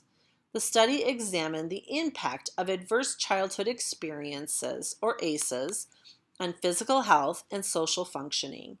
They also examined the relationship between ACEs and adult health risk-taking behaviors. Participants were instructed to check the categories that reflected their negative childhood experiences. Each category equaled 1 point, and based on the number of categories that were checked, the participant could receive a score ranging from 0 to 10. The study results showed that adverse childhood experiences are very common, and 2/3 of the participants had an ACE score of 2 or more, and 1 in 6 had an ACE score of 4 or more. The study revealed that high ACE score in the first 18 years of life are linked to poor outcomes in physical and mental health and social functioning. The study found that an ACE score of 6 or more decreased one's life expectancy by 20 years compared to those participants with an ACE score of 0. ACEs are stressful or traumatic events, including abuse and neglect, household dysfunction, environmental, and social conditions. ACEs are strongly related to our development and have a wide range of health problems throughout a person's lifespan. When children are exposed to chronic stressful events, their neurodevelopment can be disrupted. As a result, the child's cognitive functioning and/or ability to cope with negative or disruptive emotions may be impaired. Over time, often during adolescence, the child may adopt unhealthy coping mechanisms. Eventually, these coping skills can contribute to disease, disability, and social problems. Trauma is one possible outcome of exposure to adversity. Trauma occurs when a person perceives an event or set of circumstances as extremely frightening, harmful, or threatening, either emotionally, physically, or both. With trauma, a child's experience of strong negative emotions, such as terror or helplessness, and psychological symptoms such as rapid heartbeat or stomach ache may develop soon afterward and continue well beyond the initial exposure. Certain types of childhood adversities are especially likely to cause trauma reactions in children, such as the loss of a family member, a natural disaster, or a serious car accident. Other childhood adversities, such as parental separation or divorce, tend to be associated with more varied factors in children's reactions and may or may not be experienced by a child as trauma. Childhood trauma is associated with problems across multiple domains of development. However, trauma affects each child differently depending on his or her individual, family, and environmental risk and protective factors. For example, two children who experience the same type of adversity may respond in different ways. One may recover quickly without significant distress, whereas the other will develop more lasting adverse effects. The point here is, though, even though you might have experienced trauma or adverse experiences, everyone responds differently, and it depends on the type of environment and support that you have. The science of epigenetics tells us that the ability of our cells to read the messages on our genes is influenced by our experiences. Scientists have discovered that responses to stress may be passed from one generation to the next. In one study, scientists conditioned rats to be afraid of the smell of cherry blossoms. When the cherry blossom odor came into the rats' environment, they began to huddle and were stunned with fear until the odor was removed. These rats had pups who grew up without any exposure to cherry blossoms. This generation of new pups were separated from their parents and placed into a different environment. When the smell of cherry blossoms was put into that environment, the pups became jumpy. They had a heightened sensitivity to the smell of cherry blossoms. The field of epigenetics may help us understand how groups of people may be deeply affected by historical trauma, despite current efforts to care for one another. Some of these inherited genes can be good for the help of survival, but some can be negative for our mental health and cause more stress. Stress is the body's reaction to situations, things, and situations that occur within and outside the body. Stress can be helpful and has been hardwired into our body for survival. For example, imagine you're hiking in the forest and you're confronted with a bear. The body's natural fight or flight response results in adrenaline and cortisol being pumped into your bloodstream to help you fight harder and run faster until that threat is removed. The body's stress response is beneficial to help you survive this potentially life-threatening encounter. However, this stress response is only appropriate and useful if you're actually in the woods with a bear. The problem occurs if that bear comes home with you every night. For example, if you're a 5-year-old whose single working mother is struggling with alcoholism. The child experiences stress day after day, and that becomes toxic stress. Stress goes from being helpful and life-saving to unhelpful and life-damaging. Children are especially vulnerable to this repeated stress activation as their brains and bodies are in critical and sensitive periods of development. Stress can be subdivided into different categories. There's positive stress, tolerable stress, and toxic stress.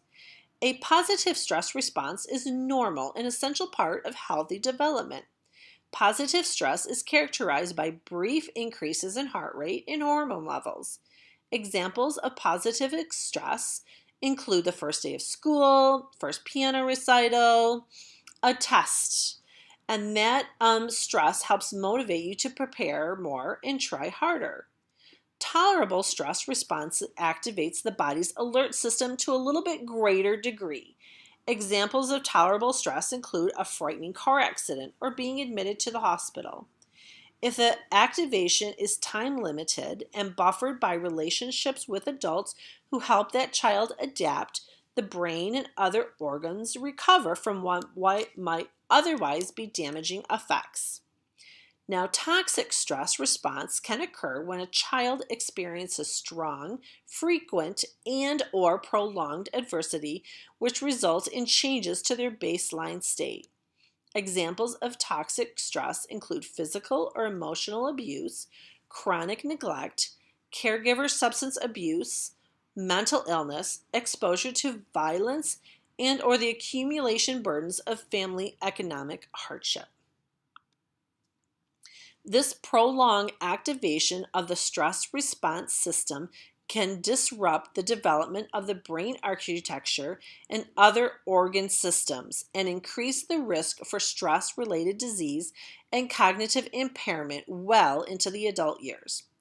The presence of social emotional buffering, such as healthy relationship support from an adult, determines whether the resulting stress response will be tolerable or toxic.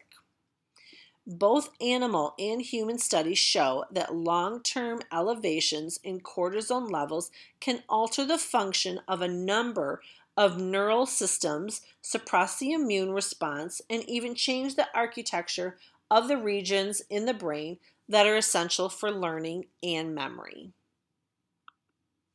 Chronic levels of high cortisol can damage the hippocampus and prefrontal cortex, which then cause impairment with your working memory and decision making and impair sustained attention. Toxic stress weakens the architecture of the developing brain, which can lead to lifelong problems in learning, behavior, and both physical and mental health. When a child experiences toxic stress, the hormone release system is overactivated. This results in blood levels of the stress hormone cortisol being higher, which can result in long-term changes to the brain makeup. The results of developmental trauma can be devastating for children. Children with developmental trauma disorder typically have symptoms of PTSD. In addition, they often struggle with mood regulation, anger, aggression, self-injury, and an unhealthy need for control.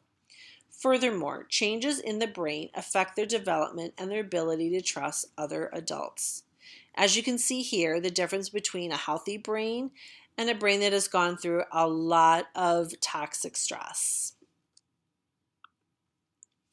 Children who are raised in traumatic homes know it even before they are born. The mother's stress hormones cross the placenta into the baby. You've probably heard the old wise tale about colicky babies and difficult pregnancy. A colicky baby means the mother was extremely nervous during the pregnancy. Well, there's a lot of truth, even more than people realize. Once the child is born, it overproduces the stress hormones for itself. If any of your relatives ever described you as a difficult baby who cried a lot or couldn't sleep, chances are your mother was experiencing trauma or stress during the pregnancy. As you can see here, the correlation between ACEs and depression. The more adverse experiences or the more ACEs that you have, the more likely you are to experience depression. ACE scores are linked to both physical and mental health problems, such as if you have 4 or more ACEs, you are 6 times more likely to be depressed. In 2016, 44% of Michigan adults with 4 or more ACEs had been diagnosed with depression, compared to only 12% of Michigan adults with no ACEs. Again, this was back in 2016, so imagine the numbers now since the pandemic. But you know what? There is hope. There are things we can do to lessen the effects of these negative experiences. Even though a person has an ACE, there are things that can be done to build in resilience and protect them. We know that there are 3 protective systems that are needed. People do best when they are living in thriving families and communities. We can help one another to develop personal attributes that help us weather life's storms. Promoting our capabilities, attachment, and belonging, along with community, culture, and spirituality, all have positive effects that can reduce the effects of ACEs. Being aware of this information can help you better understand maybe yourself and the stress you have gone through, and also understand others and what has happened to them. Keep in mind that We don't have to get a score of 0. Bringing down the scores any amount will have a huge effect. But also keep in mind, you don't always know everyone's story. So that's why we need to show compassion, help each other, and be supportive and understanding each other. People don't go walking around talking about their ACE scores or their traumatic experiences. But now that you can understand that having those experiences are very common and they do affect your mental well-being. So be supportive of each other and understanding of each other. Our action to prevent ACEs, whether large or small, can profoundly improve our future and the future of others. Thank you for attending, and I hope you have a great day.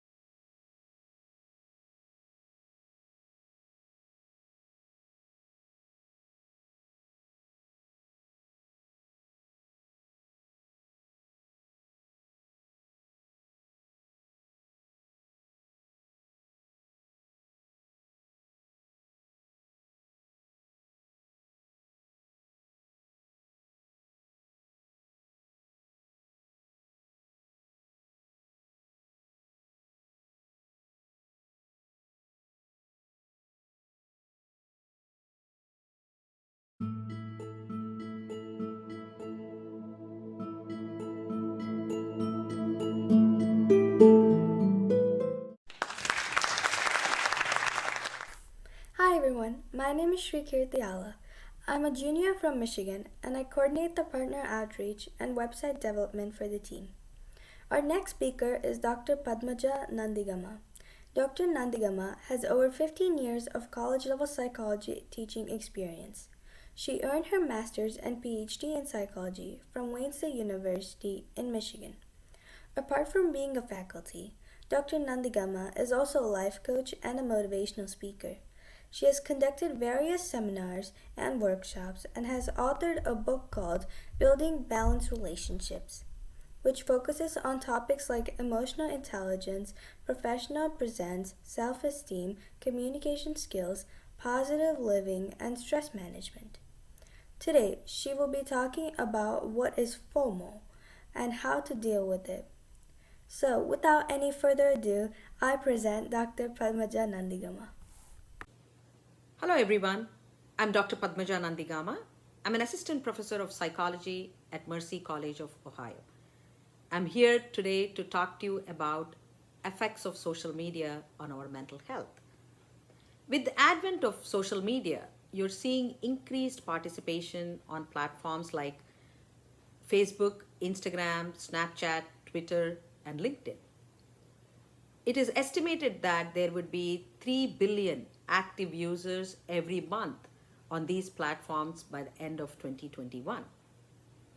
Most of us have accounts on these platforms. The usage of these social media has been shown to be prevalent among young adults and college-going students. There are both positive and negative effects of social media usage.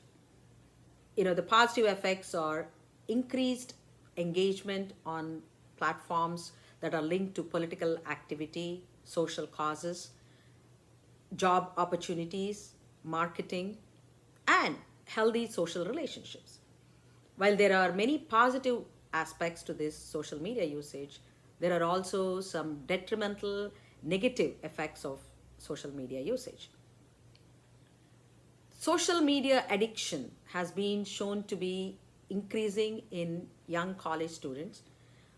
It has been estimated that over 5% of students will be addicted to this social media by the end of 2021. Social media addiction has been shown to be greater than addiction coming from alcohol and cigarette usage. Students, when they move to college, they're moving from home, they're looking for new friendships, new relationships. So the social media offers a platform for them to be connected with their friends 24/7. So when they are feeling this loneliness or they want to have this connection with the outer world, they are hooked on to these platforms 24/7. So much so that the activity is seen during class, while driving, they're constantly messaging and texting. So this constant need to be connected with their friends and peers leads to addiction sometimes, if not used properly. What happens is when they are going over these feeds, it's giving them instant gratification. There is this dopamine release in their brain. Dopamine is a neurotransmitter which makes you feel good. It works through pleasure principle. When you see a feed that is making you happy, that releases dopamine, which is wanting you to go and visit those sites more and more. For example, you put a post on your social media and you go on rechecking for the likes, for the comments. So when you see the likes, the positive comments, it reinforces you. It makes you feel good. It makes you feel wanted. It makes you feel that your friends are liking you, happy, right? But on the other hand, if you put a post and you don't get those reactions which you are expecting, you keep on going and checking those news feeds, and it is going to make you unhappy if your expectations are not met. So you have this anxiety and fear that your friends are not liking you or not liking you enough. So that may cause you develop anxiety and depression. So with the usage of this social media continuously, it can affect your health by creating sleep problems, sleep deprivation. When you're constantly having this need to go and feel gratified by looking at your news feeds. You're distracting yourselves from your work, from your job, or from your college. So it has been shown that students who are addicted to these news feeds, who are constantly using these social media, have poor grades. It affects their performance, job opportunities. They're unhappy because they're anxious. A phenomenon called FOMO, fear of missing out, has been linked to this hyper usage of social media. It has been coined in 2013. The FOMO is an all-pervasive, consuming fear and apprehension that your friends and peers are having fun and you're missing out on all that fun. Come Wednesday or the weekend, everybody is looking out to go and party, have a good time. But when you're not invited to a party, or when you're not participating in those active events that are happening in your environment or in your college, you feel left out. You feel unwanted. You feel lonely. And then the next day you go and look at the websites or the feeds. You see that your friends have posted pictures and they're having a lot of fun. They post pictures from their parties, from their exotic travel locations. You compare yourselves with them. You feel that you are not appreciated, or you're missing out on all those good things. You're not good enough. So that is FOMO.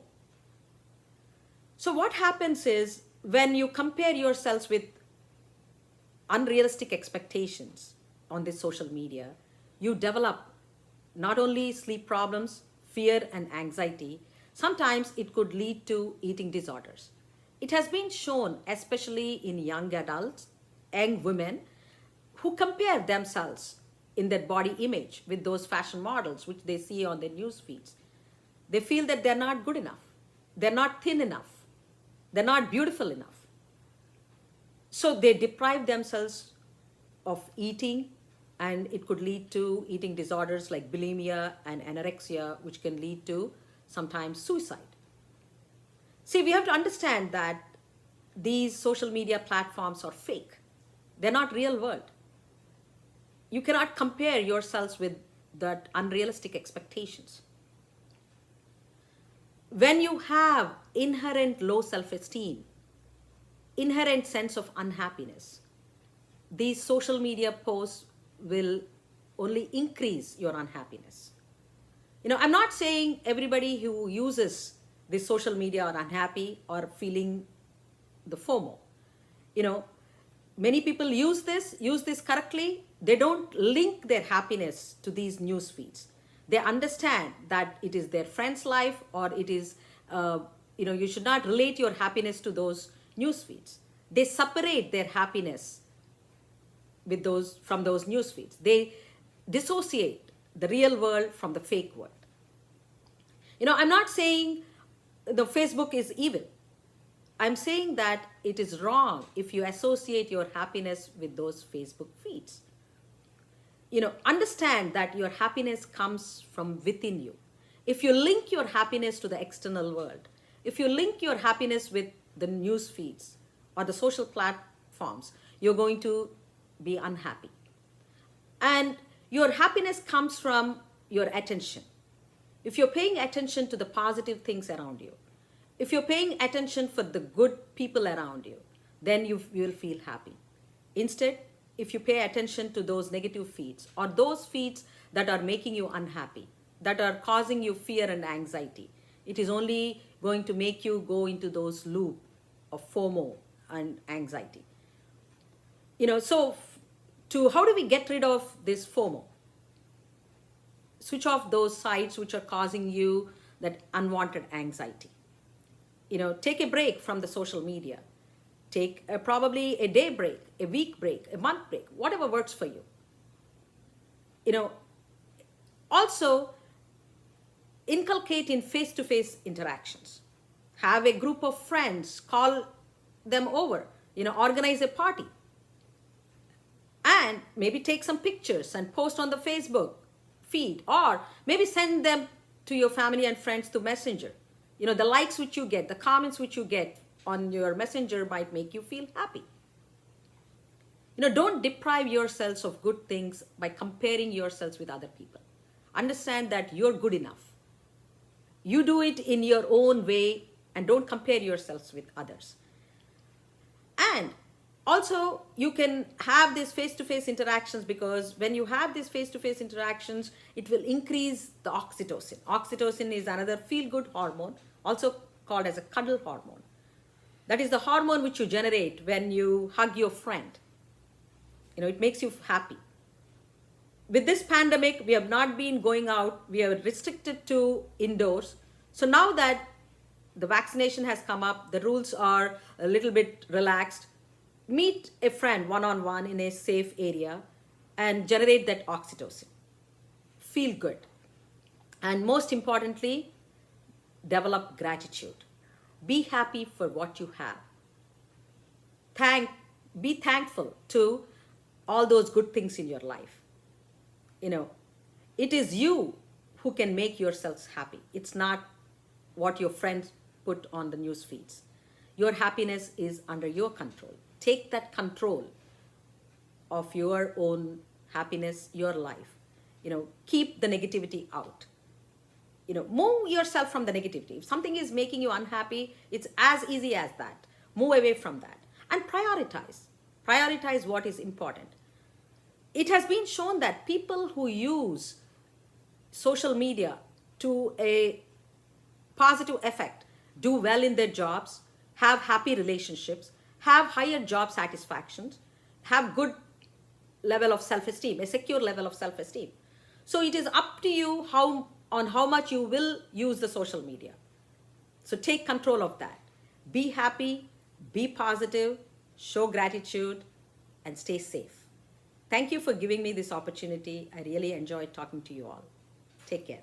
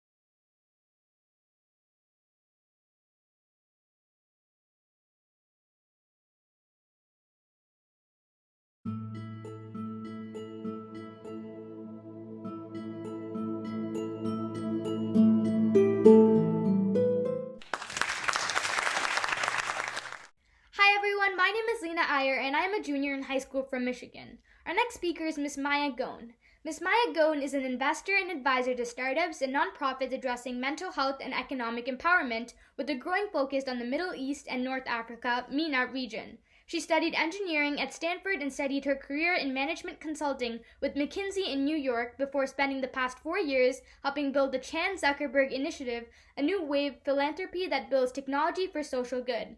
She now lives in London and works with a range of startups and nonprofits on operational and strategy projects to amplify their impact. She is an avid fan of meditation, yoga, and YouTube and is deeply passionate about self-growth and self-development. I would like to hand it over to Ms. Maya Gone talking about 5 things I wish I knew at 20. If there is one thing I know for sure, it's that you're here for a reason. It's that you clicked on this link, you chose this session, you're joining me today for a reason. It's because there's a negative insight for you to take with you on this next chapter of your journey, whether it be something I say or an idea that sparks while you're listening to me. So if you haven't already, grab a pen, grab a piece of paper, and over the next 20 minutes, jot down anything that comes to mind for you, whether it has to do with something I say directly or anything else that pops into your minds. Now, hello. It's a pleasure to be here with you today. I feel so honored that you have chosen to join me for this session and feel so lucky to be part of this virtual experience from another part of the world. If you're here, know that it also means that you're already well on your way to making incredible progress in your wellness journey, at least much further along than I was at your age. And I know this because the mere fact that you're on this call, that you're in this conference, means you're taking conscious, intentional action towards your fulfillment, your readiness. You are taking conscious, intentional action towards investing in the single most important person of your life, which is you. More on that a little bit later. Now, let me first share a little bit more about who I am and why I'm here. So I'm Maya. I was born in Greenville, South Carolina, and I was born to Lebanese parents. I grew up, though, between France and Japan before I went back to the US for undergrad. I then moved to New York from San Francisco at the time and recently moved to London. A little bit of my background is I studied industrial engineering in undergrad. I was then a management consultant for a couple of years and then spent the past 5 years helping build out a philanthropy out in California.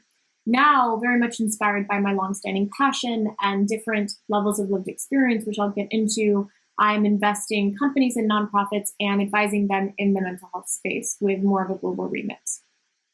So, some of my journey might sound quite unique to you, but I assure you that the underlying themes and what I've experienced in my life are absolutely universal.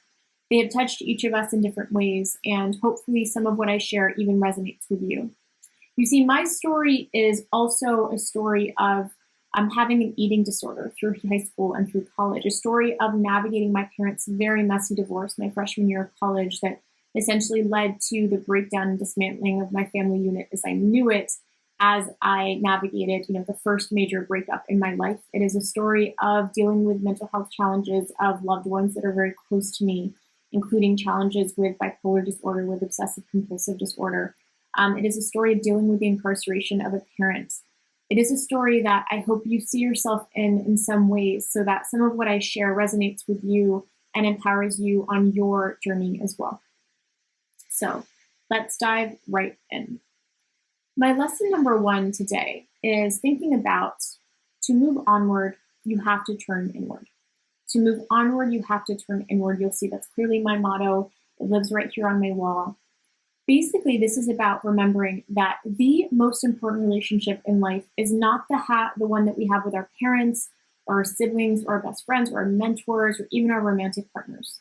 Sure, those are incredibly important, but the single most important one is actually the one that's been there all along and that will always be there. That is the one with ourselves, with me, with you. It is the very relationship that we put last, that we take most for granted, that we often even forget about, that we spend so much of our lives distracting ourselves from, whether it be through scrolling, whether it be through shopping, through dating, through television. And yet it's precisely the very relationship that is key to unlocking absolutely everything that we're seeking. More love, more inspiration, more peace, more success, however you define that. Why have so many of us lost touch with this? Because we grow up being told that focusing on ourselves makes us selfish. It makes us self-centered. We grow up seeing our parents consistently, repeatedly sacrifice themselves for us over and over again, sacrifice their dreams, their needs, their desires for the sake of ours. We hear people say things like, oh, you're so nice for taking care of X, for doing something for Y, for giving up your seat for someone else, for putting them first. We grow up with a culture that values the way that things look or seem way more than they actually feel. Way more than they actually feel. When is the last time that you looked at yourself in the mirror and just took a beat? Just took a beat, just soaked it in, didn't judge yourself for how you looked, didn't fix something on your face, didn't think about how so-and-so looks better than you or how somebody you saw on Instagram is somebody you inspire to. When is that last time you just took a beat? When is the last time you sat down with yourself in silence and asked yourself how you're doing, how you're feeling, how you can support yourself better? When is the last time you went on a date with yourself by doing something you love and look forward to just for you? When is the last time you came across a hard decision and closed your eyes to access your inner wisdom rather than immediately reaching for the phone to text a friend for their advice? These probably sound very, very awkward. These probably are making your skin tingle out of discomfort. But that just shows how far astray we've come from building that relationship with ourselves first and foremost. So let's get practical. If this is something you want to work on, I have an idea that might help you get there. And that idea is basically all around seizing your mornings. When you wake up, don't check your phone until you've checked in with yourself, until you've sat down and you've done what you need to do to help you feel grounded and cultivate a connection with yourself. For me, that means starting my morning with affirmations, meditation, and journaling before I even touch my phone. How many times have you opened an email or message first thing in the morning only to feel triggered, guilty, or insecure about something that came up? That feeling immediately puts you in a position of shaping your mood and self-worth based on somebody else's action or message instead of by your own choice. So this practice of seizing your mornings, of basically saying, hey, I'm going to give myself 30 minutes in the morning, I'm going to give myself an hour in the morning before I even touch my phone and interact with the outside world, is about literally putting yourself first as your day begins. I assure you that is such a simple but powerful way to start to deepen and build that connection with yourself. I hope that resonated with you. So now I'm going to talk about lesson number 2. Lesson number 2 is basically this. You accept what you think you deserve in life. Let me say that again. This one is a big game changer for me. You accept what you think you deserve in life. This is because if you thought you deserved better, you would have changed it by now. So what stays in your life, what you don't change, is what you are essentially accepting because somewhere, somehow, you think you deserve it. No more, no less. This applies to every single choice you make in your life, whether it is small or large, whether it is obvious or subtle. It applies to work, school, family, friends, romantic relationships. At its core, the concept is simple, but the implication is very, very profound. This has been true for me in so many ways in my life. In high school and even through college, I had several close friendships that, looking back, were toxic. Friendships in which, the friend would spend the majority of the time talking about themselves would barely even ask me a question about myself. I remember when my parents got divorced in college, one of my best friends at the time would dismiss any mention of me saying it by saying, it happens to everybody. It's really not a big deal. Friendships in which I would spend much more time giving than receiving, right? Friends who would expect you to pick you up from the airport, pick them up from the airport, but when you needed to get picked up, were nowhere to be found. Or friends who would call you for advice, but when you needed a couple of minutes of their time, were busy or gave you, whatever was top of mind without really digging in to a more thoughtful way of showing up for you. I stayed in those friendships for a very, very long time.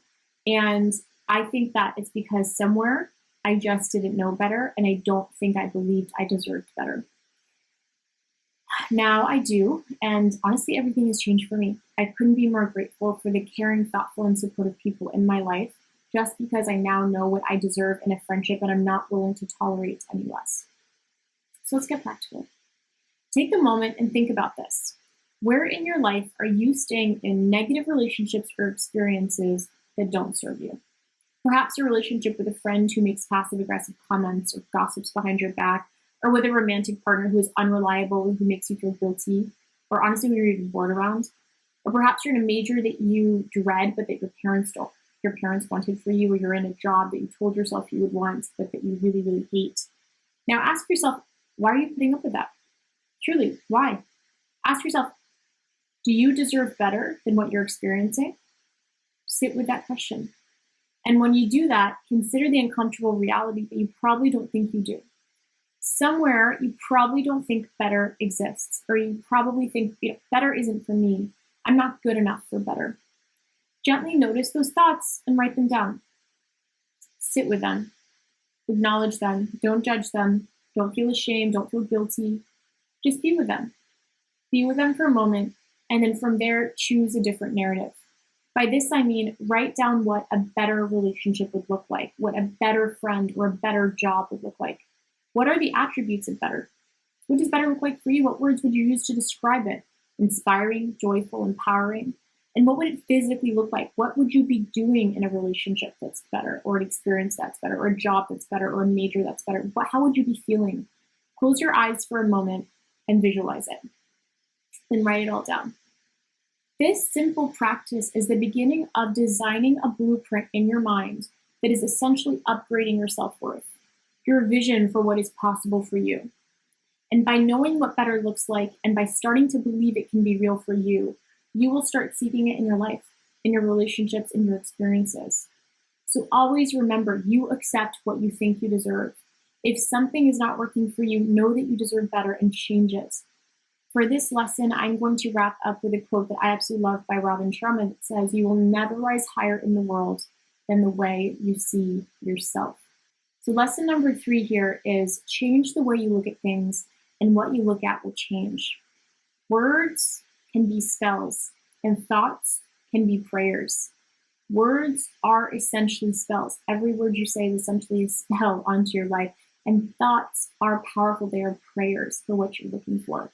And your beliefs are simply thoughts that you think over and over and over again. If you think a thought, if you have a thought that repeats itself enough, it becomes your belief, and you absorb it as your truth.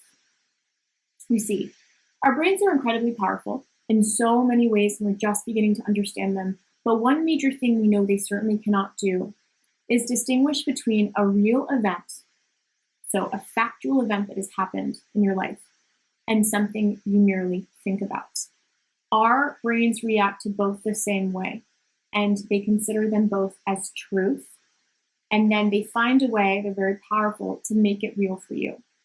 So for example, if we tell ourselves it's too hard to do something, whether it be pass a class, ace a job interview, sustain a healthy relationship, I assure you it will end up feeling too hard. It will feel heavy, it will feel complicated, it will feel stressful. Studying for that class or that job interview or finding balance in that relationship will take a ton of energy, and you will face countless obstacles. Now, if you were to tell yourself, wow, it is a blessing, it is an absolute blessing to do those things, to be able to take that class and to learn from that professor, to be able to share your story and put yourself out there for a job interview, to be able to grow with somebody in a relationship, I assure you it will play out so differently. You will immediately bring more authentic energy, more opportunity, more synchronicity to that experience, and it is going to play out in magical ways that you could not have predicted. A recent, small example for me of this was going to the gym. Throughout my absolute entire life up until this January 2021, I hated the idea of going to the gym. I equated it with like running a chore, begrudgingly crossing something off my to-do list. I saw it as something that was boring, dull, and rote. The few times I had gone to the gym in my 20s took a lot of self-discipline that I consistently struggled to make a routine. It was just absolutely unsustainable. Now, what happened in January is that a friend's aunt launched a Zoom-based Pilates class for fun with her family and friends. I was immediately intrigued and wanted to be part of the fun. And lo and behold, because I went in with that experience of the intention of having fun, of joking when it was really hard, of playing fun music, of connecting with friends over the workout, it quickly became fun. It became a really positive experience of connecting with others and with my body. It was empowering. And I've done it twice a week since, and it has transformed my relationship to working out, all because of a reframe in my mind of what I expected and what I wanted to get out of that experience. So this powerful lesson can go both ways. It can help cure you, it can help you, or it can absolutely hurt you and hold you back. So let's get practical here in terms of actions you can take in your daily life so that the way you change how you look at things actually changes the way that they play out. So action 1, let's think about your own life. What is an example of something that you are telling yourself a negative story about? As I mentioned earlier, thoughts are prayers. So maybe you find picking a major stressful and burdensome, or you tell yourself that you're boring, or you tell yourself that you're bound to be alone forever, or you'll never be able to pay off those student loans. Maybe you live in fear of getting ghosted or being cheated on or flunking a class. The more you give these fears power in your mind through your thoughts, the more likely they are to literally be attracted to you in your reality. The more likely you are to actually have them play out in your world.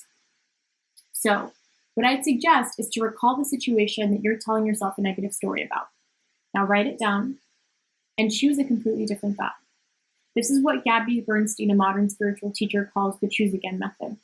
You notice a negative thought or story, you forgive yourself for it, consciously say, I forgive myself for it, and you choose a better feeling thought before thanking yourself for being reminded of what you no longer want to feel. This happens to me a lot. Sometimes I get overwhelmed by how many emails I have, and my thoughts are, oh, I feel so overwhelmed. I have no time for myself. I don't know where to start. I can't do anything well because I just have too much to do.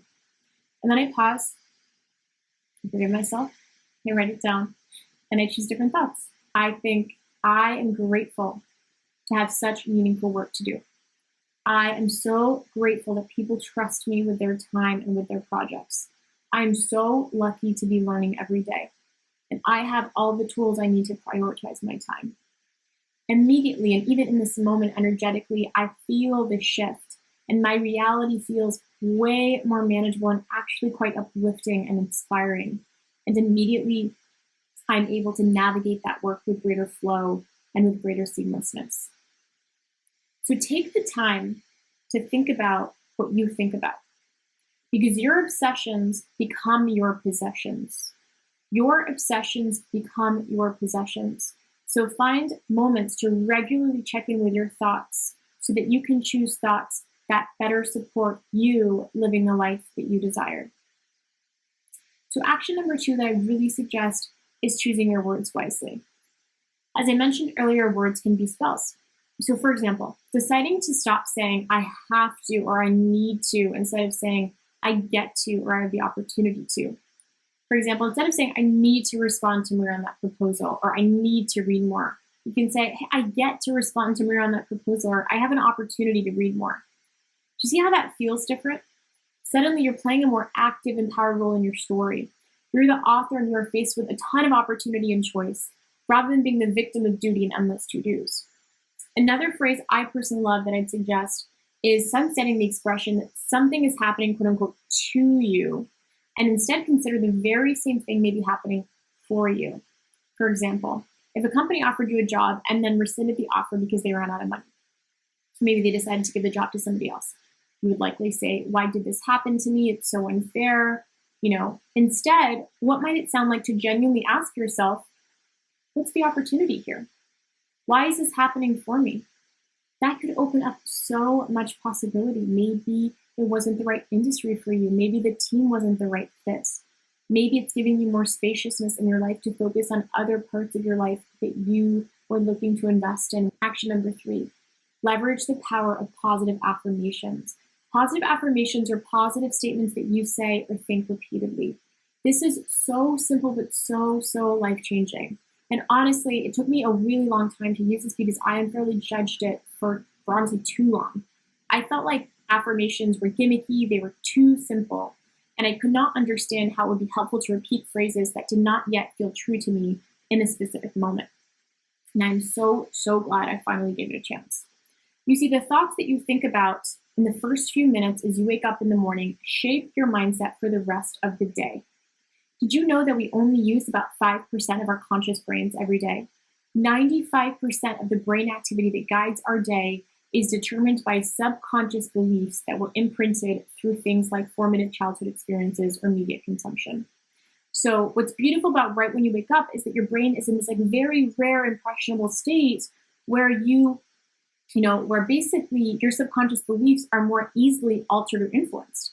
In other words, those beliefs that are so hard to change, that are deeply ingrained, are actually uniquely malleable and changeable in that moment. And so the morning becomes your single best opportunity to introduce more positive thoughts and beliefs into your subconscious, which then are going to be responsible for 95% of how the day plays out and future days play out.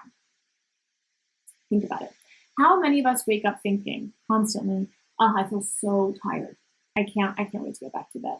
I can't wait to get back to bed. Oh, I have so much to do today. I forgot to do that one thing. I forgot to answer so-and-so. Oh, I'm so pissed about what, so-and-so emailed me last night, or what so-and-so posted on Instagram last night. Those thoughts are not just negative, but they are searing a negative mindset into your mind during that precious window in the morning, and in turn, creating and attracting negative experiences in your life.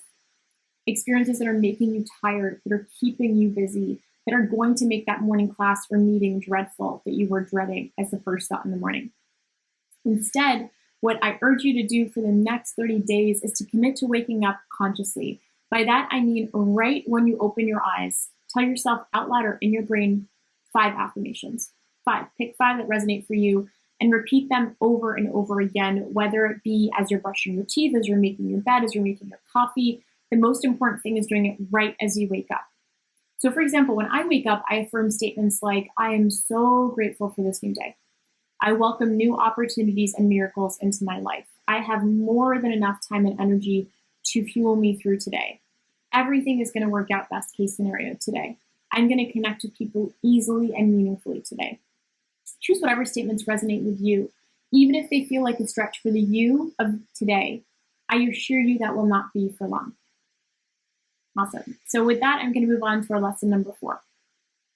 Lesson number 4. What somebody says about you behind your back is none of your business.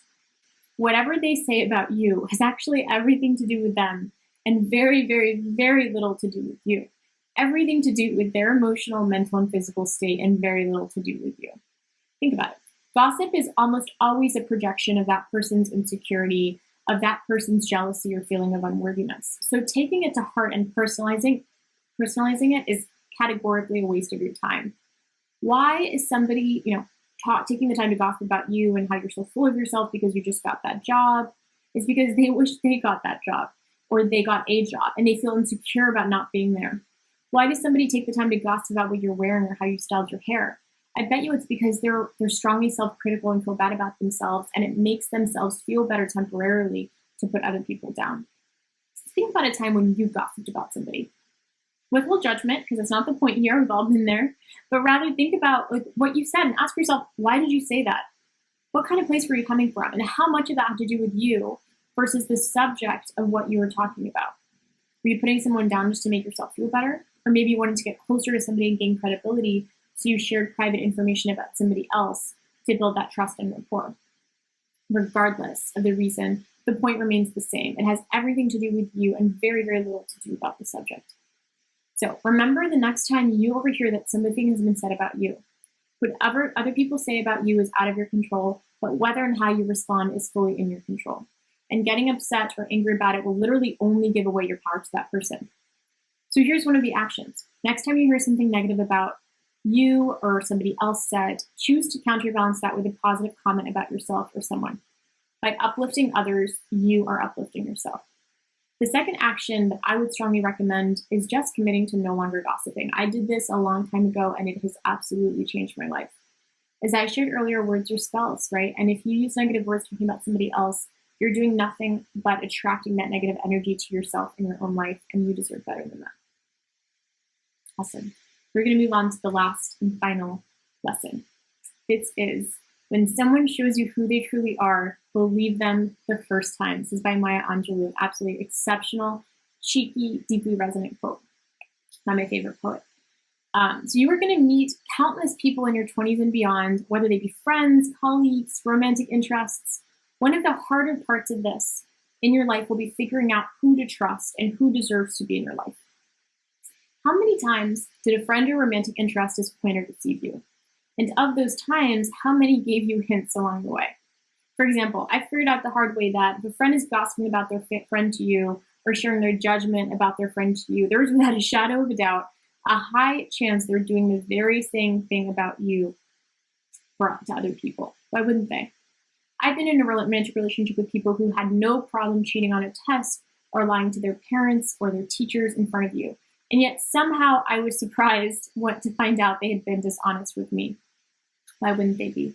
These are really simple examples, but they go to show people often show you who they really are, what their deep values are early in your interactions with them.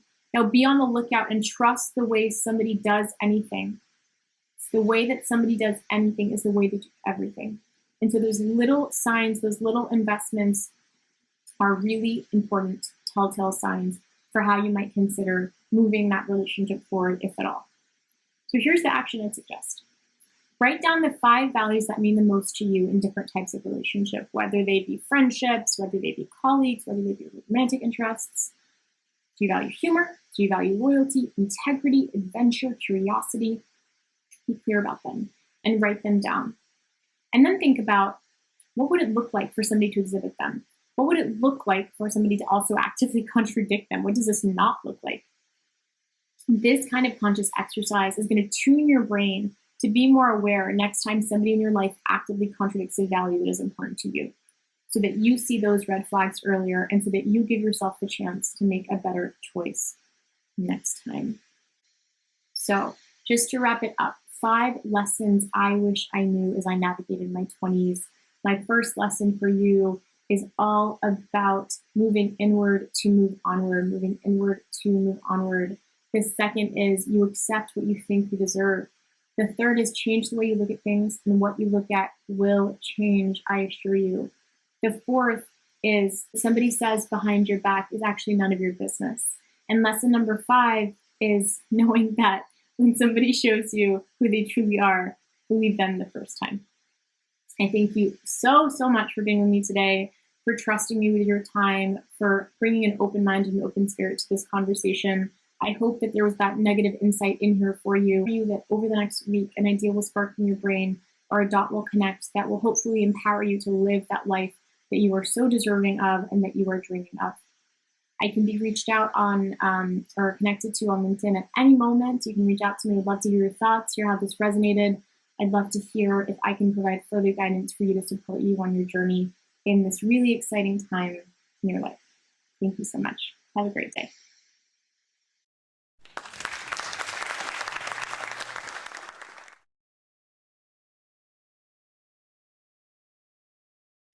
And that wraps up our summit for today.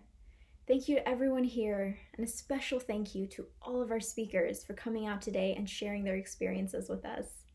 We hope you all enjoyed yourselves and were able to meet some new people with similar interests. For those of you who are active on social media, we would truly appreciate the support if you could follow us on any platform, @SWL Movement. Additionally, please make sure to fill out the feedback form that's in the Wellness Bundle, so we would love to learn more about how we can improve our conference experience for our listeners. From the team at SWL and our speakers, we thank you again for your participation and hope you have a wonderful rest of your day.